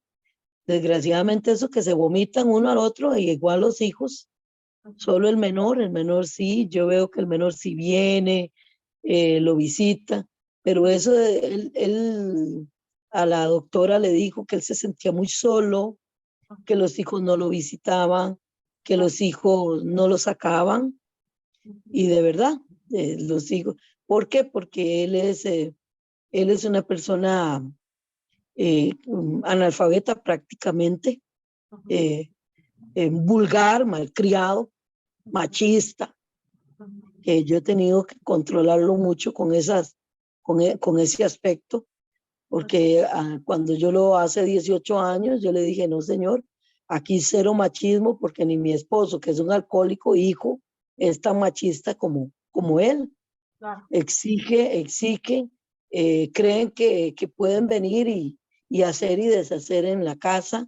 Y le digo, no, es que usted tiene que pedir permiso. No, si es que esto es herencia, dice. Esto es herencia que yo les he dejado a todos. Y le digo, sí, pero eso no le da derecho a faltarme el respeto. Eso no le da derecho, porque también es herencia mía. Usted no es nada ni mierda mío, me hace así. Es bien malcriado, con el respeto que se merecen todas, que me están escuchando. Y son cosas que, como le digo, me estresan, y que y ya he tenido que ponerlo en su lugar. Y yo le digo, bueno, usted tiene 5 hijos. Como usted dice, o sea, es darse también su propio lugar, ¿verdad? Entonces, Sí, por eso hago hincapié con esa escogencia de palabras, ¿verdad? Como me duele sacar mi domingo, no se sienta mal al respecto, ¿verdad?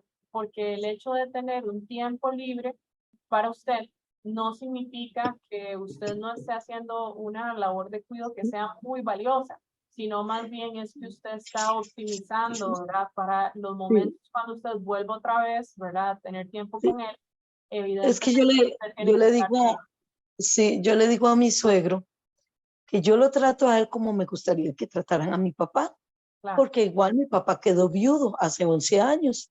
Mi papá cumple ahora en noviembre 80 años. A mi papá lo cuida mi hermana menor. Y mi papá, pues, es una persona que es sobreviviente de linfoma de Hodgkin, de aneurisma abdominal. Mi papá tuvo en la cabeza también un coágulo de sangre, es operado. O sea, mi papá es un campeón, como le digo yo, y es una persona que, a pesar de que como mi suegro, son personas que no llegaron, no terminaron sus estudios de secundaria y todo eso, mi papá siempre ha sido una persona muy, muy tranquila y muy espiritual. Totalmente diferente el adverso de mi suegro, que mi suegro no es muy espiritual ni tampoco es muy culto. No es una persona muy culta. Y a mí me criaron en una forma, ¿verdad? Yo soy, como le digo, tal vez terminé ya mis estudios vieja, de 36 años, pero yo siempre he sido muy culta porque eso me lo han dado mi papá y mi mamá. Y entonces como le digo yo a él, ellos me dicen la juegue viva, de todo me dice, y yo le digo, bueno, llegará el momento. Yo en ese momento le digo, yo llamé a los hijos y le dije, yo cuido a su papá de corazón, porque yo no, y con mucho amor, le digo yo, porque yo no hago con su papá lo que no me gustaría que hicieran con el mío. Claro. Le digo, y si no lo he puesto en un albergue, le digo yo, es porque él me ruega, ¿verdad? Ya él me ruega que no haga eso con él y que de aquí lo saquen en una cajita, que ya lo saquen muertito de aquí, que él no quiere que yo haga una cosa de esas. Entonces yo tengo, como dicen, yo no tengo corazón para meterlo en un albergue. Así es. Pero sí, como le digo yo, le he puesto, como dicen, las cartas sobre la mesa, diciéndole, ¿verdad?, los derechos míos, los derechos que tiene él y los derechos que tengo yo. Que es lo que yo tengo una trabajadora social, yo tengo 59 años y a mí hace 10 años me ve una trabajadora social y es la que me ayuda, me orienta y me guía para poder, ¿verdad?, tener, como dicen, ese autocontrol y ese autocompromiso con este adulto mayor que tengo a mi lado. Muchísimas gracias, eso sería. Con todo gusto y muchísimas gracias más bien por lo que es el tiempo de escucha, doña Liliana, y por habernos también extendido lo que es la vivencia suya personal. Realmente, bueno, espero que les haya servido, ¿verdad? Un poco lo que son estas herramientas. Son relativamente no tan difíciles, sí hacen mucho cambio realmente, y más cuando nosotros tratamos de implementarlas en el día a día, ¿verdad? Y como les digo, también no necesariamente tienen que ustedes pasar por todo este proceso que, si bien es cierto, es muy arduo, también es muy gratificante, pero no quita la dificultad, ¿verdad? No tienen que pasar por esto solas o solos, ¿verdad? También ustedes pueden tener lo que es el acompañamiento por lo que es la parte a nivel institucional, ¿verdad? Como les digo, e inclusive también por entes externos, como les había dicho anteriormente, por lo que es abordaje psicoterapéutico y demás, ¿verdad? Evidentemente también están a la disposición de ustedes lo que son los servicios de urgencias, ya sea en las áreas de salud o en hospitales nacionales, ¿verdad? Y también lo que es el abordaje, si fuera de servicio de urgencias a nivel psiquiátrico, en el Hospital Nacional Psiquiátrico o en las áreas de salud que ustedes tengan a la disposición de ustedes también, ¿verdad? Si fueran a necesitar un abordaje tal vez un poco más específico con respecto a circunstancias de salud mental de ustedes. Espero que les haya gustado, que haya sido de provecho y les agradezco el tiempo de escucha y esperamos también que continúen con respecto a la agenda de las siguientes charlas, ¿verdad? Bueno, más bien muchísimas gracias y que tengan buenos días.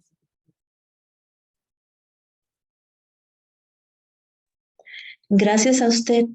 Que pase bien. Gracias, igualmente. Hasta luego. Hasta luego. Muchas gracias.